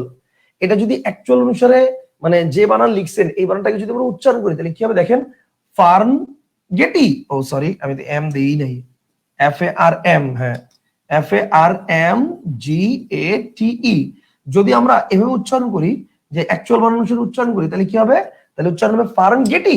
So this is not ফার্মগেটি, this is Farmgate. So definitely এটা হবে হচ্ছে FARMGET ফার্মগেট, FARMGET ফার্মগেট। কথা কি বুঝতে পারছেন? তার মানে ভাওয়েল কয়টা? 2টা, সো অক্ষর কয়টা হবে? 100% কনফার্ম দুইটা। 100% কনফার্ম ফর্ম গেটে ভাওয়েল হবে দুইটা, অক্ষর দুইটা। কারণ আপনি একটু চিন্তা করেন, কর্নেল বানানটা অ্যাকচুয়াল বানান লিখলে হবে COLONEL, কলোনেল। তাহলে কলোনেল যদি লেখেন তাহলে ভাওয়েল হবে তিনটা, অক্ষর হবে তিনটা। কিন্তু আসলে কলোনেল বানানটা কি ভাওয়েল তিনটা? কলোনেল কি উচ্চারণ করলে তিনটা ভাওয়েল আসে? উত্তর হচ্ছে না। কলোনেল উচ্চারণ করলে আমরা তো আর কলোনেল উচ্চারণ করি না, সবচেয়ে বড় কথা হচ্ছে এটা। আমরা উচ্চারণ করি কি? আমরা উচ্চারণ করি কর্নেল। আমরা উচ্চারণ করি কর্নেল। তার মানে কি CORNEL বা KORNEL, ভাওয়েল দুইটা, অক্ষর দুইটা। Concept clear? তার মানে 4 4 2 2 এন্ড দ্য লাস্ট ওয়ান সেটা কি? Science lab. সায়েন্স ল্যাব বানানটা আপনারা অনেকে ভুল লিখছেন কেন? মানে ম্যাক্সিমামই, এখন পর্যন্ত একজনেরও হয় নাই। SCIENCE, science lab. Okay fine. আপনারা এখানে কি করছেন? আপনারা করছেন SCIE, দুইটা মিলে একটা, আর এটা একটা, এটা একটা। সো আপনারা এখানে করছেন হচ্ছে এইভাবে লিখছেন। ভাই যারা এইভাবে লিখছেন তাদের তিনটা আসছে, যারা এইভাবে লিখছেন তাদের তিনটা আসছে। আবার অনেকে চিন্তা করতেছেন যে ওটা কি বলে, SCINC, এইটুকুই তো হয়ে যাচ্ছে। সো আমার তো সি এর পরে ই দেওয়ার দরকার নাই, ঠিক আছে? সো আলটিমেটলি তাহলে ভাওয়েল তো আমার হচ্ছে দুইটা হচ্ছে, ঠিক আছে? সো আলটিমেটলি একটু চিন্তা করেন, 4 4 2 3। আচ্ছা, সায়েন্স ল্যাব, হ্যাঁ, গুড গুড। আচ্ছা, এবার একটু খেয়াল করেন, দেখেন সায়েন্স ল্যাব বানানটা অ্যাকচুয়ালি আমরা কিভাবে লিখবো? এই যে দেখেন, SAINS, that's it, science lab. SAINS, science lab, simple হিসাব, SAINS, সায়েন্স ল্যাব। এখন আপনি যে বানানটা লিখছেন এটা কিন্তু সায়েন্স বানানের অ্যাকচুয়াল বানান। আপনি অ্যাকচুয়াল বানান কেন লিখবেন? আমি কি একবারও ভাই, আচ্ছা বিশ্ববিদ্যালয় বানান আমি কি লিখছিলাম? ইউনিভার্সিটি। কলম বানান কি আমি পেন লিখছিলাম? তাহলে আপনি কেন সায়েন্স ল্যাব বানান অ্যাকচুয়াল বানানটা লিখবেন? আমার কথা কি বুঝতে পারছেন? সায়েন্স ল্যাব বানান কেন আপনি অ্যাকচুয়ালটা লিখবেন? আপনি লিখবেন হচ্ছে এইটা, SAINS, সায়েন্স ল্যাব।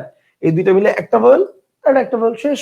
অক্ষর দুইটা, অক্ষর দুইটা, মানে ভাওয়েল দুইটা, অক্ষর দুইটা। বলেন এই পর্যন্ত বুঝছেন কিনা?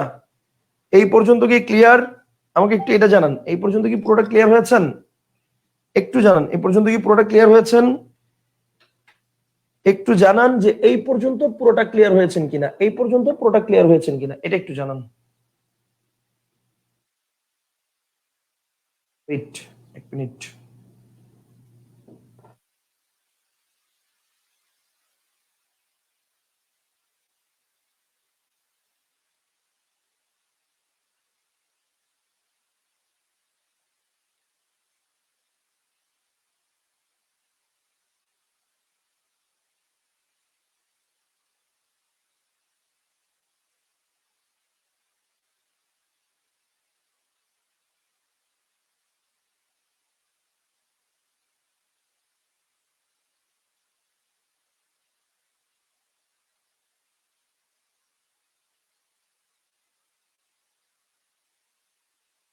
জি sir, clear clear clear clear clear. Mirajul ভাই বলছে স্যার এইগুলো আমাদের সিলেবাসে নাই। মিরাজুল ভাই, ইন্ডিয়া থেকে ক্লাস করতেছেন, আপনাদের সিলেবাসে নাই।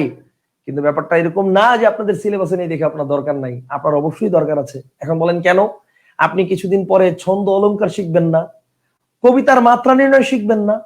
কবিতার অলংকার নির্ণয় করতে গেলে একটা কবিতায় কোন মাত্রা, কয়টা কবিতায় কোন মাত্রা, এই কবিতাটা কোন ছন্দে রচিত, এটা কি অক্ষরবৃত্ত না মাত্রাবৃত্ত না স্বরবৃত্ত, এটা জানতে হলে আপনাকে অক্ষর জানতে হবে। অক্ষর নির্ণয় করা ছাড়া আপনি ভাই কবিতার মাত্রা নির্ণয় করতে পারবেন না, পসিবল না। আপনাকে এটা শিখতে হবে। আমি কি বুঝতে পারছি? এই যে আমি একটু পরেই দেখাচ্ছি, আসেন। আশা করি এই পর্যন্ত ক্লিয়ার। তো এটার কারেক্ট অ্যান্সারটা কি হবে? কারেক্ট অ্যান্সারটা হবে হচ্ছে এই যে সায়েন্স ল্যাব, এভাবে হবে। Concept clear? ভেরি গুড, ঠিক ঠিক আছে, very good sir, clear clear clear clear clear, আলহামদুলিল্লাহ, ঠিক আছে। তাহলে এতক্ষণ আমরা হচ্ছে আলোচনা করলাম কি নিয়ে? আমরা আলোচনা করলাম হচ্ছে কিভাবে আমাদের এটা কি হলো,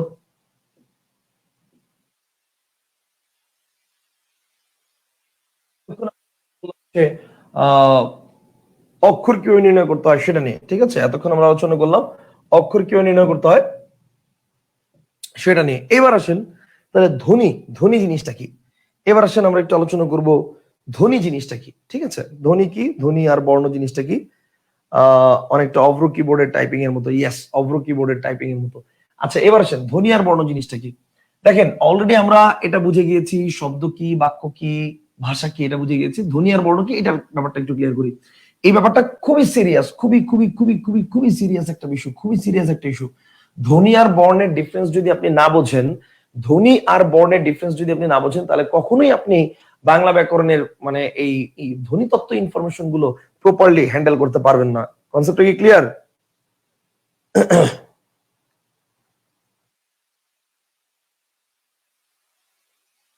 আচ্ছা, এইবার আসেন তাহলে ধ্বনি আর বর্ণ জিনিসটাকে আমরা একটু দেখি।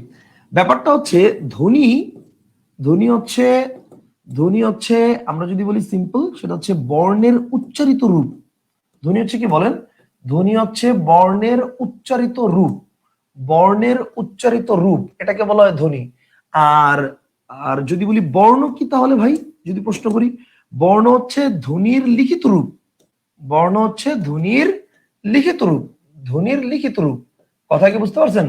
বর্ণ হচ্ছে ধ্বনির লিখিত রূপ, ধ্বনি হচ্ছে বর্ণের উচ্চারিত রূপ, আর বর্ণ হচ্ছে ধ্বনির লিখিত রূপ। ধ্বনি হচ্ছে বর্ণের উচ্চারিত রূপ আর বর্ণ হচ্ছে কি ধ্বনির লিখিত রূপ। কনসেপ্টটা কি ক্লিয়ার? বর্ণ হচ্ছে ধ্বনির লিখিত রূপ, অথবা আমরা এভাবে বলতে পারি যে ধ্বনি নির্দেশক সাংকেতিক চিহ্ন। এটাও বলতে পারি যে ধ্বনি নির্দেশক সাংকেতিক চিহ্ন, ধ্বনি নির্দেশক সাংকেতিক চিহ্ন, ধ্বনি নির্দেশক সাংকেতিক চিহ্ন, সাংকেতিক চিহ্ন, এটাকে বলা হচ্ছে ধ্বনি নির্দেশক সাংকেতিক চিহ্ন। এটাকে বলা হচ্ছে কি, আরে টুং টুং কে করে খালি।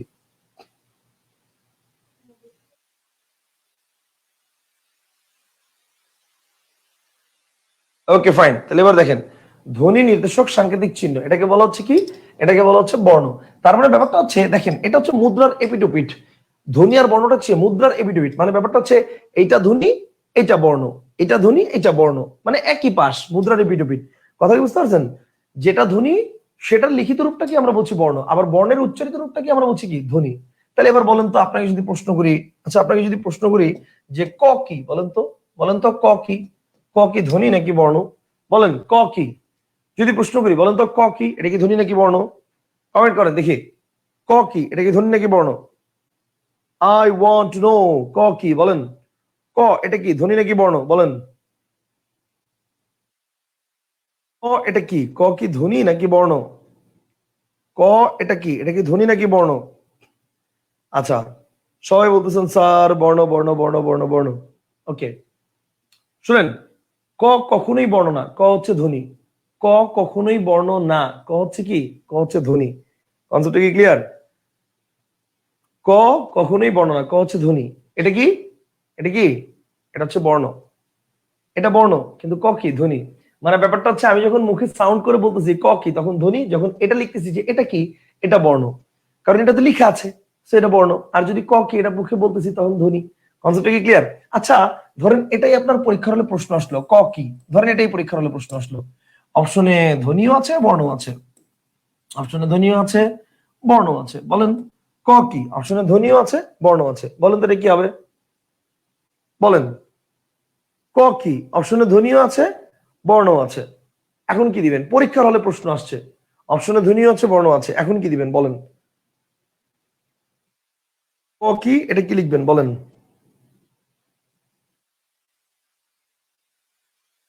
আচ্ছা, নাজমুল হাসান বলছে স্যার বর্ণ দিব। ওকে, তারপর হচ্ছে আশিক বলছে স্যার বর্ণ দিব। স্যার নাহিদ বলছে বর্ণ দিব। মমতাজ বলছে বর্ণ দিব। আচ্ছা, ইসরাত বলছে বর্ণ দিব। ওকে, তারপর হচ্ছে আখি আক্তার বলছে বর্ণ দিব। আমরা সবাই বর্ণ দিব। কেন বর্ণ দিব? কারণ লিখা আছে, তাই না? লেখা আছে, এই জন্য আমরা কি দিব? আমরা বর্ণ দিব। এটা আমরা ভাবছি, 100% ভুল। এবার আসেন, মনে রাখবেন যে কোনো প্রশ্নের উত্তরে যদি ধ্বনি বর্ণ এই দুটোর কোনো একটা উত্তর হয় এবং দুটোই যদি অপশনে থাকে, অল টাইম কারেক্ট আনসার ধ্বনি।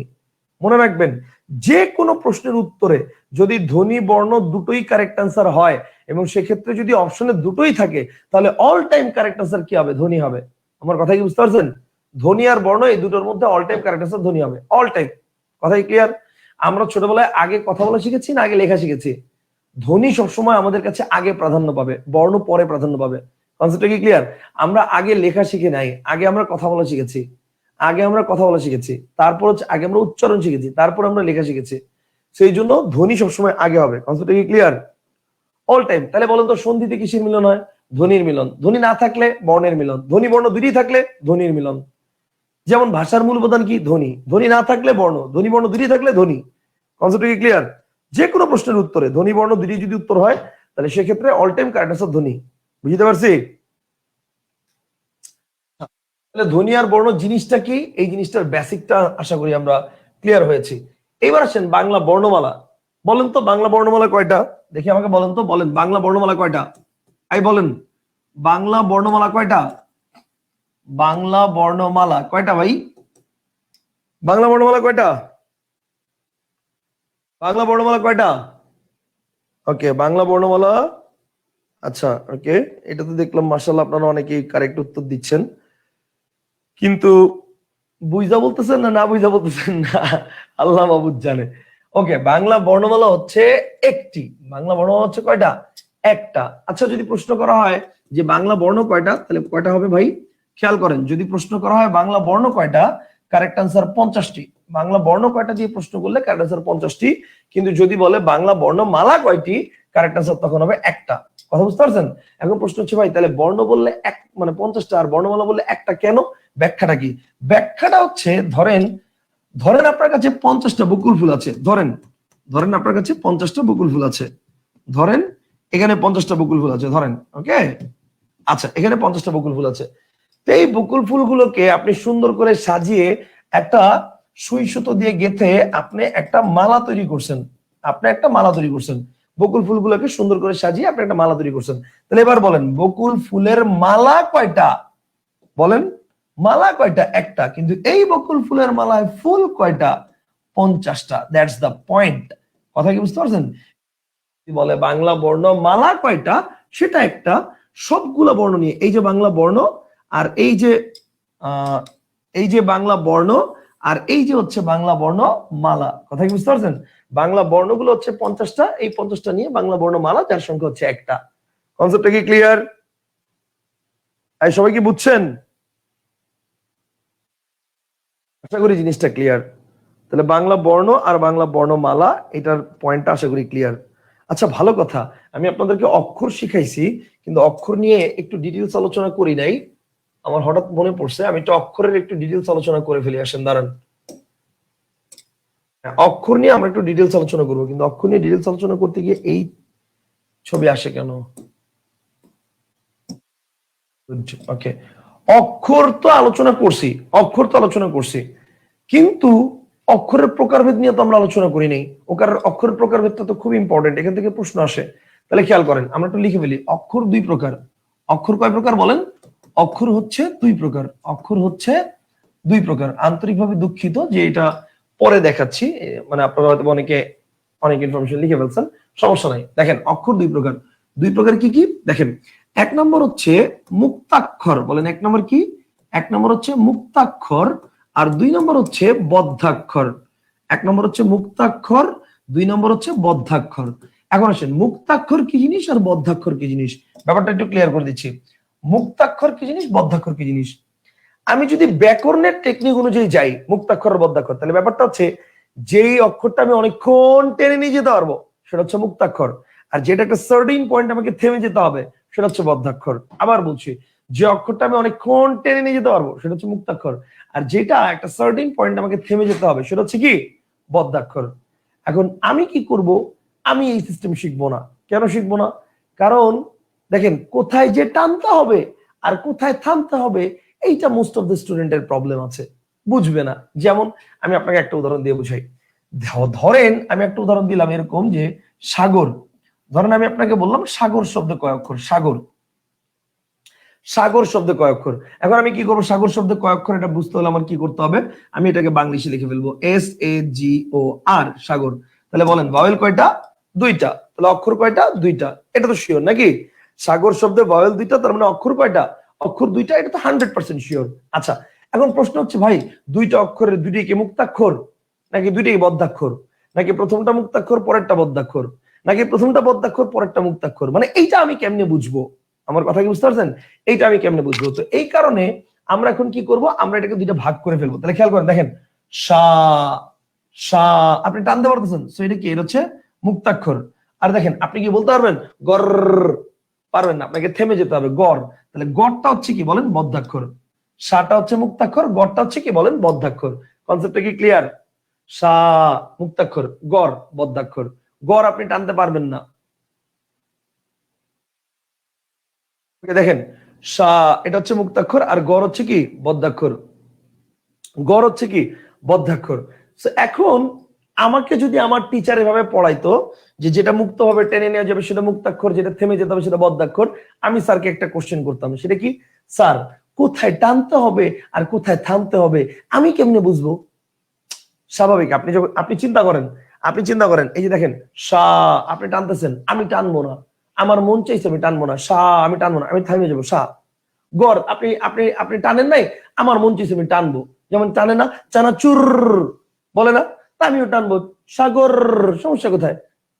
মানে কথা হচ্ছে আপনার মনের মধ্যে এটা আসতেই পারে। এখন একটা স্টুডেন্ট কেমনে বুঝবে যে কোন জায়গায় কি আছে, কোন জায়গায় মানে টানতে হবে, কোথায় থামতে হবে? দ্যাট ইজ ওয়াই আমরা এই সিস্টেম পড়বো না। তাহলে আমরা এখন কি সিস্টেম পড়বো আসেন সেটা একটু দেখাই। আমরা কি করব? আমরা দেখবো এখানে একটা ইউনিক সিস্টেম আছে। ইউনিক সিস্টেম কি দেখেন, দুইটা ভাগ করবেন আগে।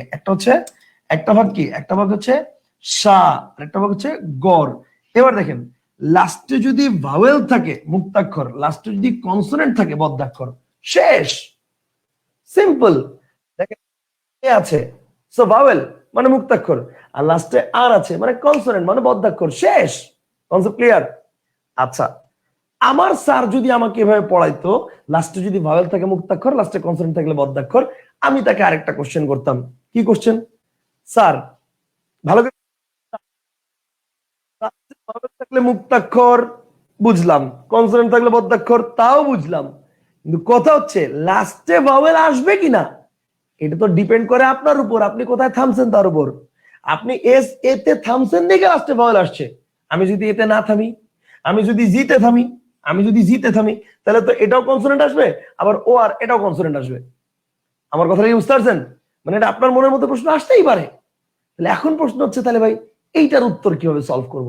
এবার আসেন, মানে আমি যখন টেকনিক বানাই আমার মধ্যে দুইটা সত্তা কাজ করে। এক আমার টিচার সত্তা, দুই আমার স্টুডেন্ট সত্তা। আমার টিচার সত্তা টেকনিক বানায়, স্টুডেন্ট সত্তা আমার টিচার সত্তাকে কোশ্চেন করে আটকাতে চায়। যখন দেখি যে না স্টুডেন্ট আর কোনোভাবে আটকানো যাচ্ছে না, তখন বুঝি যে না ঠিক আছে, দিস ইজ পারফেক্ট। আর যখন বুঝি যে না স্টুডেন্ট কোশ্চেন করে আটকাই দিছে, তার মানে কি এই টেকনিক পারফেক্ট না, এটা চলবে না। সিম্পল হিসাব।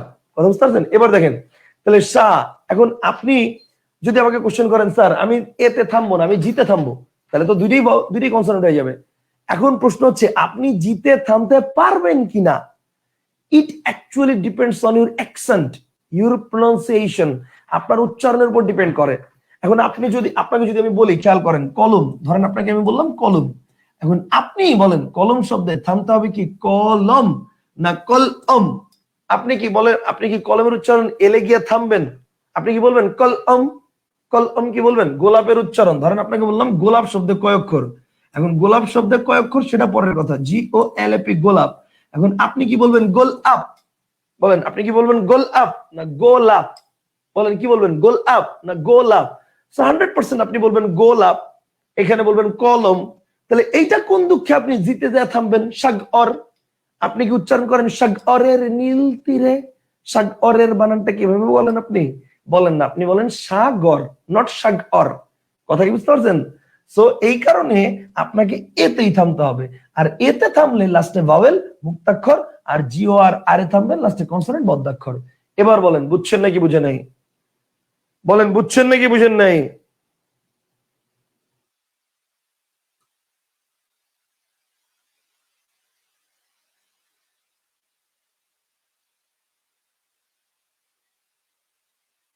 এটুক কি বুঝছেন? জি স্যার।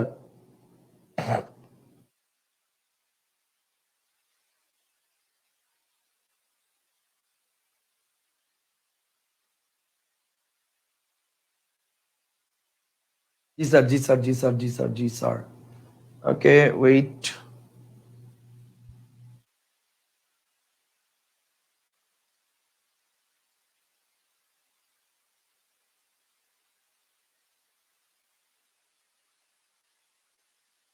প্রচন্ড পায়ে ব্যথা করতেছে, প্রচন্ড পায়ে ব্যথা, কেন জানেন? আজকে সকাল থেকে যে ক্লাস শুরু করছি, সকাল থেকে স্টিল নাও এখনো ক্লাস নিচ্ছি। সকালে ক্লাস নিচ্ছি কয়টায়? সকালে ক্লাস নিচ্ছি হচ্ছে 9টা থেকে শুরু করছি। 9টা থেকে ক্লাসটা শুরু করছি, 12টা পর্যন্ত ক্লাস নিয়েছি, 12টা 12:30 পর্যন্ত, 3.5 ঘন্টা। তারপরে দুপুরে খাইছি, দুপুরে খায়া গেছি ক্যারিয়ার ম্যাপের মৌচাকে। তো ক্যারিয়ার ম্যাপের মৌচাকে গিয়ে ওখানে একটা ক্লাস নিয়েছি 4:30 থেকে না সরি 3:30 থেকে 5:30 পর্যন্ত, 3:30 থেকে 5:30 পর্যন্ত ক্লাস নিয়েছি। ক্লাস নিয়ে তারপরে শুনি যে কালকে অবরোধ, হরতাল। সো পরে চিন্তা করলাম যে রাত 10টা 11টা পর্যন্ত আমার ক্লাস আছে, বাদ ওইখানে ক্লাস নেওয়া যাবে না, ওখানে থাকলে আমার এখানে এসে শেষ করতে পারবো না। পরে হচ্ছে সাথে সাথে ওখান থেকে বেরোয় বাইক নিছি, বাইক নিয়ে বাসায় এসেই 6:30 থেকে ক্যারিয়ার ম্যাপের আরেকটা ক্লাস, 6:30 থেকে 8:30 পর্যন্ত টানা ক্লাস নিছি। 8:30 থেকে ক্যারিয়ার ম্যাপের আরেকটা ক্লাস 10টা পর্যন্ত নিছি টানা। 10টা থেকে আপনাদের ব্যাচ শুরু করছি, মানে স্টিল নাও এখনো ক্লাস নিচ্ছি। এন্ড আজকে আসলেই মানে বডির উপর দিয়ে অনেক পেইন গেছে, পা খুব ব্যথা করতেছে, বুঝতে পারছেন? উফ। আচ্ছা, ভাবছিলাম একবার ক্লাস নিব না, পরে চিন্তা করলাম না, আজকে ফার্স্ট ক্লাস, প্রথম দিনই যদি ক্লাস ক্যান্সেল হয় তাহলে পরে আপনাদের অনেকের মানে মন ভেঙে গেছে, বুঝতে পারছেন? তাবাসসুম বলছে স্যার ঘুমাবো কখন আমরা? তাবাসসুম আপু, এটা একান্তই আপনার ব্যক্তিগত ব্যাপার। আপনার যদি মন চায় আপনি এখনই ঘুমান, কথা বুঝেন নাই? আপনার যদি মন চায় আপনি এখনই ঘুমান, কথা বুঝতে পারছেন? ঠিক আছে, কোনো সমস্যা নাই। আমি তো ঘুমাবো সকালবেলা 6টায়, কথা বুঝতে পারছেন? আমার আমার তো ঘুমাবো মনে করেন যে আপনাদের ক্লাস নিয়ে এখন আবার তারপরে নোট রেডি করব, ঠিক আছে, বইয়ের আপডেটের কাজে বসবো। আমার তো ঘুমাইতে ঘুমাইতে রাত মানে সকাল 6টা বাজবে। আমার হিসাব করে লাভ নাই, আপনি কয়টায় ঘুমাবেন একান্তই আপনার ব্যক্তিগত ব্যাপার। Okay fine.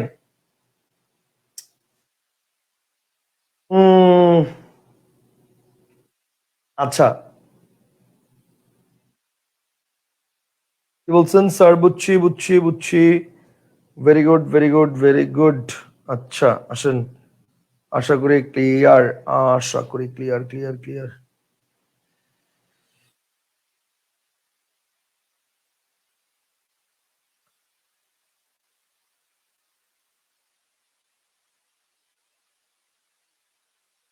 আচ্ছা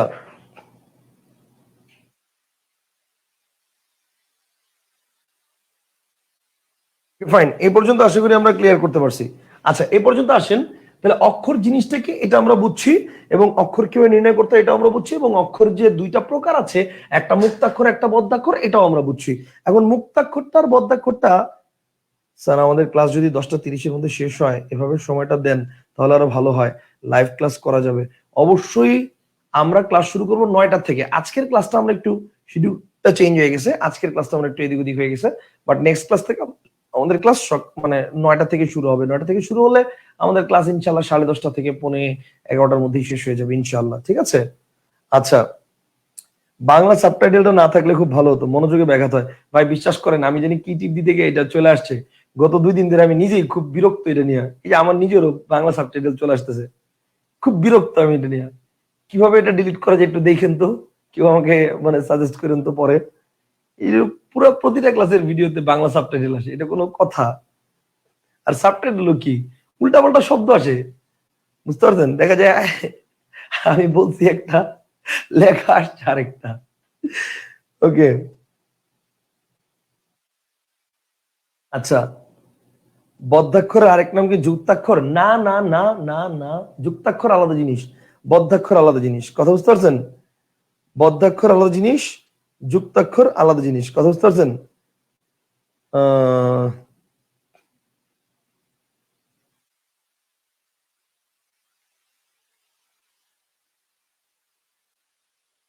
সেটিংস, সেটিংস থেকে হটকিস,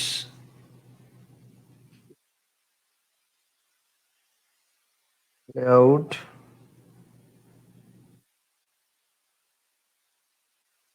জেনারেল,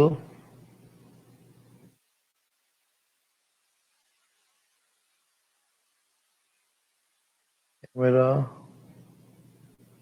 যেমন ফেসবুকে।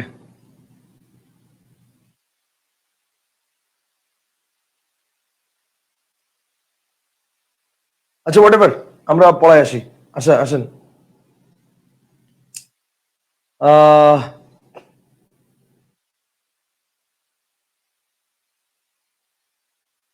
আসেন, তাহলে ব্যাপারটা হচ্ছে আমরা কি দেখলাম, ব্যাপারটা হচ্ছে মুক্তাক্ষর কি আর বদ্ধাক্ষর কি, এটা হচ্ছে আমরা ক্লিয়ার হয়েছে। মুক্তাক্ষর কি আর বদ্ধাক্ষর কি, এটা হচ্ছে মুক্তাক্ষর আর বদ্ধাক্ষরটা ক্লিয়ার হওয়ার আমরা এখন কি করব, আমরা এখন এখানে লিখবেন মুক্তাক্ষর জিনিসটা কি, লিখেন শেষে ভাওয়েল থাকবে। শেষে কি থাকবে, শেষে ভাওয়েল থাকবে, ঠিক আছে, শেষে ভাওয়েল থাকবে। আর বদ্ধাক্ষর কি বলেন, শেষে কনসোনেন্ট থাকবে, শেষে কনসোনেন্ট থাকবে, কনসো N A N T, consonant থাকবে। এবার আসেন, এই যে মুক্তাক্ষর, এই মুক্তাক্ষরের আরেকটা নাম আছে, এই মুক্তাক্ষরের একটা নাম আছে, নামটা কি, মুক্তাক্ষরের নাম হচ্ছে স্বরান্ত অক্ষর। মুক্তাক্ষরের নাম হচ্ছে স্বরান্ত অক্ষর, কথা বুঝতে পারছেন। আর এই যে বদ্ধাক্ষর, এই বদ্ধাক্ষরের একটা নাম আছে, নামটা হচ্ছে ব্যঞ্জনান্ত অক্ষর, নামটা হচ্ছে ব্যঞ্জনান্ত অক্ষর। কনসেপ্টটা কি ক্লিয়ার? একটা হচ্ছে স্বরান্ত অক্ষর, একটা হচ্ছে ব্যঞ্জনান্ত অক্ষর। তাহলে এই পর্যন্ত আমরা আলোচনা ক্লিয়ার করেছি। একটা হচ্ছে শেষে ভাওয়েল থাকবে, একটা হচ্ছে শেষে কনসোনেন্ট থাকবে, এবং এই কারণেই শেষে ভাওয়েল থাকবে বিধায় এটার নাম হচ্ছে শেষে স্বরান্ত অক্ষর, আর কনসোনেন্ট থাকবে বিধায় এটার নাম শেষে ব্যঞ্জনান্ত অক্ষর। আশা করি এই পর্যন্ত আপনারা ক্লিয়ার হয়েছেন, কথা বুঝতে পারছেন? আচ্ছা,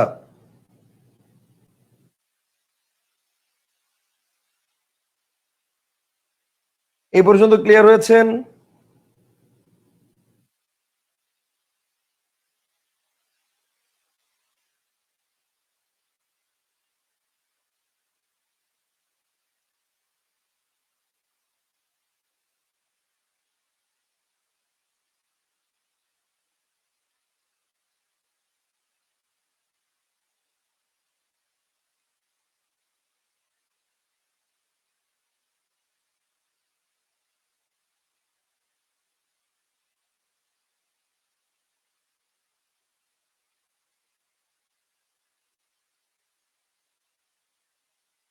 ক্যাপশন মনে অফ করে দিছি, দেখেন তো এখন আর মনে হয় আসবে না। আমি মনে হয় পারছি, ইয়েস, ইয়েস, ওকে। খুব ভালো লাগতেছে, নতুন একটা জিনিস শিখলাম। ওকে ফাইন, ওকে ফাইন, এবার আসেন। তাহলে এবার দেখেন মুক্তাক্ষর বদ্ধাক্ষর, মুক্তাক্ষর বদ্ধাক্ষর জিনিসটা কি। আচ্ছা ওকে, দেখেন আপনাদের কিন্তু এখন আর আসতেছে না, ওকে ঠিক আছে, বাংলা লেখাটা আর আসতেছে না, তো চলে আসছে। আচ্ছা এবার আসেন, তাহলে মুক্তাক্ষর কি আর বদ্ধাক্ষর কি এটা আমাদের ক্লিয়ার। মুক্তাক্ষর হচ্ছে লাস্টে ভাওয়েল থাকে, আর বদ্ধাক্ষর হচ্ছে লাস্টে কনসোনেন্ট থাকবে। আচ্ছা এখানে আরেকটা বিষয়, মুক্তাক্ষরের একটা সাইন আছে, মুক্তাক্ষরের সাইনটা হচ্ছে এরকম ইউনিয়ন, আর বদ্ধাক্ষরের সাইনটা হচ্ছে এরকম আন্ডারস্কোর। মুক্তাক্ষরের সাইনটা হচ্ছে ইউনিয়ন, বদ্ধাক্ষরের সাইনটা হচ্ছে আন্ডারস্কোর, কথা বুঝতে পারছেন। মুক্তাক্ষরের সাইনটা হচ্ছে ইউনিয়ন, বদ্ধাক্ষরের সাইনটা হচ্ছে আন্ডারস্কোর। ভাই আমার এখান থেকে আসতেছে না, আপনাদের ওখানে এটা আসতেছে, কারণ এটা হচ্ছে অটো জেনারেটেড। আপনি এখান থেকে কিভাবে যাবেন আমি বলি, এই যে ভিডিওতে ক্লিক করবেন, একটা ভিডিওতে ক্লিক করবেন, সবাই ভিডিওতে একবার ক্লিক করবেন, ক্লিক করে তারপর দেখবেন নিচে এই যে মানে গোল সেটিংস অপশনটা আছে, গোল সেটিংস অপশনে ক্লিক করবেন, দেখবেন ক্লোজড অপশন, এই ক্লোজড অপশনে ক্লিক করবেন, দেখবেন লেখা আছে অন, ওইটা অনটা অফ করে দেন, দ্যাটস ইট, অনটা অফ করে দেন, দ্যাটস ইট, তাইলেই হবে, ঠিক আছে, অনটা অফ করে দেন তাইলেই হবে। হ্যাঁ ভাই, একটা শব্দের কি স্বরান্ত ব্যঞ্জনান্ত পরীক্ষা আসবে নাকি আলাদা আলাদা প্রশ্ন হবে? দুইটাই আসতে পারে, কথা বুঝতে পারছেন। স্যার বদ্ধাক্ষর আর হলন্ত কি এক কথা? হ্যাঁ, বদ্ধাক্ষর এটাকে আমরা ব্যঞ্জনান্ত অক্ষর বা এটাকে হলন্ত অক্ষরও বলতে পারি, এটাকে আমরা বলতে পারি হলন্ত অক্ষর, এটাও বলা যায়, হলন্ত অক্ষর এটাও বলা যায়। তাহলে স্বরান্ত অক্ষর, আরেকটাকে আমরা ব্যঞ্জনান্ত অক্ষর বা বদ্ধাক্ষর বা হলন্ত অক্ষর, আমরা তিনটাই বলতে পারি। কনসেপ্টটা কি ক্লিয়ার?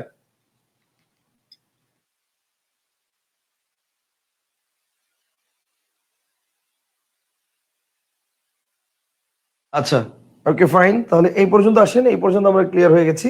আচ্ছা এই পর্যন্ত আসেন, আমরা এবার পরের পয়েন্টে চলে যাই। আচ্ছা আমরা এবার পরের পয়েন্টে চলে যাই। তাহলে অক্ষর নিয়ে আমরা আলোচনা শেষ করেছি, অক্ষরের আলোচনার পরে হচ্ছে ধ্বনি বর্ণ বর্ণমালা নিয়ে আলোচনা করেছি। আচ্ছা এরপর হচ্ছে স্বরধ্বনি ও স্বরবর্ণ নিয়ে আলোচনা। স্বরধ্বনি ও স্বরবর্ণ নিয়ে আলোচনা, এই আলোচনাটা আমাদের আজকে থাক, কারণ এটা নিয়ে আলোচনা করতে গেলে অনেক ডিটেলস আলোচনা আছে। তো এটা নিয়ে আমরা ইনশাল্লাহ নেক্সট ক্লাস আলোচনা করবো, ঠিক আছে। মানে ইনশাল্লাহ নেক্সট ক্লাসটা কবে, আগামীকালকে আমাদের নেক্সট ক্লাস। তো আগামীকালকের ক্লাসে আমরা এটা আলোচনা করবো। প্রথম কয়েকদিন আমরা একটু টানা ক্লাস করব, টানা ক্লাস করে আমরা একটু এগিয়ে যাব, তারপর হচ্ছে আমরা সপ্তাহের রুটিন গুলো একটু আস্তে আস্তে দিয়ে দিব, কিন্তু আপাতত আমাদের প্রথম কয়েকদিন একটু টানা ক্লাস হবে, ঠিক আছে? আর এবার আসেন, প্রথমে কয়েকজন কমেন্ট করছিলেন যে ভাইয়া আমাদের কি প্রতিনিয়ত ডেইলি পরীক্ষা হবে কিনা, ডেইলি ক্লাসের পরে ডেইলি পরীক্ষা হবে কিনা। উত্তর হচ্ছে না, ডেইলি ক্লাসের পরে ডেইলি পরীক্ষা হবে না। অন্তত 2-3টা টপিক শেষ করার পরে তারপরে আমি পরীক্ষা নিব, ঠিক আছে? এর আগ পর্যন্ত পরীক্ষা নিব না। কথা বুঝতে পারছেন? অবশ্য আপনাদের মানে যখন ভর্তি হয়েছিলেন, ভর্তির ওখানে আমার লেখা, মানে আমি লিখে রাখছিলাম যে সবার শেষে পরীক্ষা নিব, ওটা মডেল টেস্ট আলাদা নিব। বাট আপনাদের একদম 2-3টা ক্লাস পরে তারপরে পরীক্ষা নিব, এর আগে নিব না। বুঝতে পারছেন? আচ্ছা ভাইয়া, বর্ণ নিয়ে কি আলোচনা শেষ? হ্যাঁ, ধ্বনি বর্ণ এই দুটো নিয়ে আলোচনা মাত্র করলাম, এখনো শেষ হয় নাই, বহুত আলোচনা বাকি।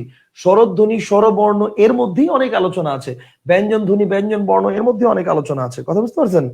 আচ্ছা এবার আসেন, এবার আমি একটু বলি, এবার হচ্ছে আপনারা কি পড়বেন, কেন পড়বেন, কোত্থেকে পড়বেন, কিভাবে পড়বেন। বই নিয়ে, বই যদি আপনার কাছে, আমার বই যদি থাকে, আমার বই হচ্ছে দুটো বই আপনাদের জন্য। একটা হচ্ছে টেক্কা, একটা হচ্ছে টেক্কা, অ্যানাদার ওয়ান ইজ অন্বেষণ। এই দুটো বই, এই দুটো বই যদি আপনাদের কাছে থাকে তাহলে বেটার। আর যদি না থাকে, ব্যাপারটা এমন না যে আপনি ক্লাস করতে পারবেন না, আপনি ক্লাস বুঝবেন, করতে পারবেন, সবই ঠিক আছে, বাট থাকলে আপনার জন্য করাটা বেটার। কেন বেটার? কারণ আপনি এখানে সরাসরি অনেক পয়েন্ট, মানে যে জিনিসটা আমি ক্লাসে পড়াচ্ছি হুবহু আমার পড়ার পরে আপনি বই থেকে সেই জিনিসটাই সেভাবে নোটটা আপনি পেয়ে যাচ্ছেন। আদারওয়াইজ আপনি কিন্তু নোটটা ওইভাবে পাচ্ছেন না। কথা বুঝতে পারছেন? সেটা অনেক পজিটিভ একটা ফিডব্যাক না, বা পজিটিভ একটা ভিউ না। আর তাছাড়া হচ্ছে মনে করেন আপনি ক্লাসের পরে মনে করেন যে হুবহু আমি ক্লাসে যা পড়াই একটা লাইনও মানে আলটিমেটলি এদিক ওদিক নাই, মানে সব আপনি বইয়ের মধ্যে পাচ্ছেন। সো ওই জায়গাটা থেকে আপনার জন্য বইটা অনেক বেশি ইফেক্টিভ হবে। আর তাছাড়া যদি আমি মানের দিক থেকে বলি, একদম ভাই চ্যালেঞ্জ করে বলতে পারবো, বাজারে এখন ব্যাকরণের জন্য অন্বেষণের উপরে কোনো বই নেই, সিম্পল হিসাব। বিরোচনের জন্য টেক্কার উপরে কোনো বই নেই। আমি সাধারণত বই খুব কম বের করি, বা বই নিয়ে প্রচার খুব কম করি, কিন্তু আমার বই নিয়ে আমি ভাই প্রচার করব না বইয়ের মান উন্নয়ন করব, আপনি বলেন। আমি কি বইয়ের প্রচার নিয়ে ব্যস্ত থাকবো না বইয়ের মান উন্নয়নে ব্যস্ত থাকবো? আমি বইয়ের মানে মান উন্নয়ন নিয়ে তো কাজ করার সময় পাই না, বইয়ের প্রচার করব কখন আমি? আমার কথা বুঝতে পারছেন? দ্যাট ইজ ওয়াই আমার বইয়ের ভিডিও, মানে আমার বইয়ের ওই প্রচারের ভিডিও কম। আমার বইয়ের হচ্ছে মনে করেন যারা বই পড়ছে তারা বই জানে বই কেমন, সিম্পল হিসাব। কথা বুঝতে পারছেন? যারা বই পড়ছে তারা বই জানে যে বই কেমন। কথা বুঝতে পারছেন?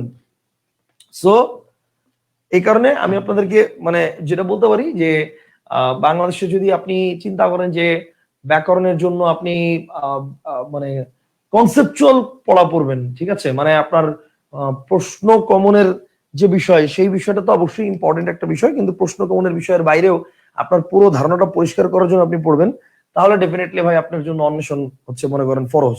বুঝতে পারছেন? স্যার ক্লাসগুলো কি আবার পরে দেখতে পারবো? হ্যাঁ দেখতে পারবেন, কোনো সমস্যা নাই। মুগ্ধ চৌধুরী বলছে ভাই আমার কাছে ধ্রুব আছে।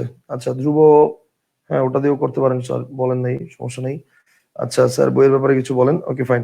স্যার আগামীকালকে কি ক্লাস 9টায় শুরু হবে? হ্যাঁ 9টায় শুরু হবে। স্যার দুইটাই কিনতে হবে নাকি যে কোনো একটা? একটা কিনলে কোনটা কিনবো? যদি যে কোনো একটা কিনেন তাহলে সেক্ষেত্রে অন্বেষণ কিনবেন, যে কোনো একটা কিনলে, যে কোনো একটা কিনলে অন্বেষণ কিনবেন। ব্যাপারটা হচ্ছে এখানে তো আর দুইটা বইয়ের একই টপিক না, দুইটা বইয়ের দুইটা আলাদা আলাদা টপিক। অন্বেষণ বইয়ের মধ্যে হচ্ছে ব্যাকরণ পুরোটা দেওয়া আছে, আর টেক্কা বইয়ের মধ্যে হচ্ছে দেওয়া আছে বিরোচন। টেক্কা বইয়ের মধ্যে দেওয়া আছে বিরোচন পার্ট, মানে বাগধারা, এক কথায় প্রকাশ, বিপরীত শব্দ। ওইটা নিয়ে আমরা আজকে আলোচনা করব না, বাগধারা, এক কথায় প্রকাশ, বিপরীত শব্দ, ওইটা নিয়ে আমরা নেক্সট ক্লাসে আলোচনা করব কোন একটা সময়, যে এইগুলা কিভাবে পড়বেন। এবং আমি আপনাকে চ্যালেঞ্জ করে ওদিন দেখাই দিব যে এইটা আমি যেভাবে লিখছি এটা কোনো জায়গায় এভাবে এত ডিটেলস পাবেন না, বা এত স্টুডেন্টদের সাথে ফ্রেন্ডলি ভাষায় আপনি পাবেন না, ঠিক আছে? পাবেন আরো অনেক জায়গায়, এত সহজ ভাবে নাই, ঠিক আছে? Okay fine. স্যার অন্বেষণ বইয়ের টপিক গুলো ধরে ধরে ক্লাস করলে ভালো হতো। হ্যাঁ অন্বেষণ বইয়ের টপিক গুলো ধরে ধরে ক্লাস করলে ভালো হতো, আমরা সেভাবেই যাওয়ার নিয়ত করেছি, আমরা সেভাবেই টপিক ভিত্তিকে আলোচনা করব, ধ্বনিতত্ত্ব নিয়ে আলোচনা শুরু করেছি, সেভাবেই আমরা আলোচনা করব। কথা বুঝতে পারছেন? ঠিক আছে, আমরা সেভাবে আলোচনা করব। সেই জন্য যারা বই দুটো, ডেফিনেটলি আপনার জন্য দুটোই দরকার, কিন্তু আপনি যদি চিন্তা করেন যে আপাতত একটাই নেই, সেক্ষেত্রে আপনি অন্বেষণ নিতে পারেন, মানে ব্যাকরণের জন্য। আর আর টেক্কাটা হচ্ছে মুখস্থ পয়েন্ট। কথা বুঝতে পারছেন? ভাই বই কোথায় পাবো? বই বাংলাদেশের সব লাইব্রেরিতে পাবেন। আমি আসলে বই কোথায় পাওয়া যাবে বা না যাবে এই জিনিসগুলো মুখস্থ করি না, সো এক্স্যাক্টলি আমি বলতে পারবো না, কারণ বই আমি হচ্ছে বাংলা বাজার লাইব্রেরিতে দিয়ে দিই, ওখান থেকে সারা বাংলাদেশের সব লাইব্রেরিতে ওরা পৌঁছায় দেয়। তো মোটামুটি টুকটাক সব লাইব্রেরিতেই পাবেন, জেলা শহর ভিত্তিক বড় বড় লাইব্রেরি গুলোতে। তারপরে যদি কোনো কারণে না পান, সেক্ষেত্রে অনলাইনে আমাদের কাছে অর্ডার করতে পারবেন। অনলাইনে আমাদের কাছে অর্ডার করলে আপনাদের মানে ম্যাক্সিমাম টাইম দেখা যায় যে 2টা বই যদি একসাথে অর্ডার করেন অন্বেষণ টেক্কা, তো সেক্ষেত্রে দেখা যায় যে আমরা বইয়ের কুরিয়ার চার্জও নেই না, বইয়ের কুরিয়ার চার্জ ফ্রি, আমরাই দিয়ে দিই কুরিয়ার চার্জ। তো সেক্ষেত্রে দেখা যায় যে আপনি লাইব্রেরি থেকে কিনতেও যে টাকা লাগতো আমাদের কাছ থেকে আপনার সেম টাকাই লাগবে, এক্সট্রা টাকা লাগবে না, কথা বুঝতে পারছেন? তো সেই হিসেবে আপনারা চাইলে মানে যদি মানে অফলাইনে না পান আপনাদের লাইব্রেরিতে, তাহলে অনলাইনে আমাদের কাছে থেকেও পেজে আপনারা অর্ডার করতে পারবেন, কোনো সমস্যা নাই। বুঝতে পারছেন? আচ্ছা স্যার, আমার কাছে 2022-এর অন্বেষণ বই আছে, সেটা হবে না? হ্যাঁ হবে, কোনো সমস্যা নাই। 2022-এরটা পড়েন আর হচ্ছে টেক্কাটা খালি নিয়ে নেন, তাহলেই হবে। আচ্ছা স্যার, বই অর্ডার করেছি কিন্তু এখনো পান নাই। পান নাই, পেয়ে যাবেন। দেশের যে অবস্থা, গাড়ি ঘোড়াই তো ঠিক মতো চলে না। 2 দিন আগে 2 দিনের জন্য অবরোধ ছিল, আবার আগামীকালকে আর পরশু 2 দিনের জন্য অবরোধ। কি করবেন বলেন? আগামীকালকে আর পরশু 2 দিনের জন্য অবরোধ, তাইলে বুঝতে পারছেন? স্যার, ইন্ডিয়া থেকে অর্ডার করবো কিভাবে? ইন্ডিয়া থেকে যারা অর্ডার করবেন তারা আমার ইনবক্সে নক দিবেন, আমি হচ্ছে ইন্ডিয়া থেকে আপনাদের প্রসেসটা জানিয়ে দিব। ইন্ডিয়া থেকে অর্ডার করলে আপনারা বই পেয়ে যাবেন। ইন্ডিয়া থেকে অর্ডার করলেও ইনশাল্লাহ আপনারা উইদিন 15 days to 17 বা 18 days আপনারা বই পেয়ে যাবেন, ঠিক আছে? ওই বুকস অফ বেঙ্গলের মাধ্যমে আমি বই পাঠায় থাকি ইন্ডিয়াতে, কোনো সমস্যা নাই। আচ্ছা, তাহলে আজকের মতো এখানেই আমরা ইতি করি এখানে। ইনশাল্লাহ আগামী ক্লাসে আমাদের দেখা হবে আবারও আহ নতুন কোনো টপিক নিয়ে, ষোড়শ সন্ধির এই অংশটার পরের অংশ নিয়ে আলোচনা করব। ততক্ষণ পর্যন্ত সবাই সুস্থ থাকেন, ভালো থাকেন, পড়ালেখার মধ্যে থাকেন, আর হচ্ছে দোয়া করেন যাতে আমি সুস্থ থাকি। সুস্থ থাকলে ইনশাল্লাহ সব করব, ঠিক আছে? আর যদি অসুস্থ হয়ে যাই তাহলে ভাই কিছু করার নাই। ওকে, আগে তো নিজের সুস্থতা, কথা বুঝতে পারছেন? ওকে স্যার, বাংলার উপর গাইডলাইন ক্লাস নিয়েন। আপনাদের গাইডলাইন ক্লাস নেওয়া লাগে? আপনাদের তো মানে সবই আমি পড়াই দিচ্ছি, গাইডলাইনের কি আছে? আচ্ছা ঠিক আছে, তারপর নিব না। ওকে, ঠিক আছে ঠিক আছে ঠিক আছে স্যার, আপাতত পিডিএফ দিলে ভালো হতো। ঠিক আছে, ওকে, আপাতত পিডিএফ দিয়ে দিব না, অথবা এই ক্লাসের ফাইল টাইম পাঠিয়ে দিব, তাহলেই হবে, সমস্যা নাই। তাহলে আজকের মধ্যে এখানেই ভালো থাকেন, আল্লাহ হাফেজ, আসসালামু আলাইকুম, বাই।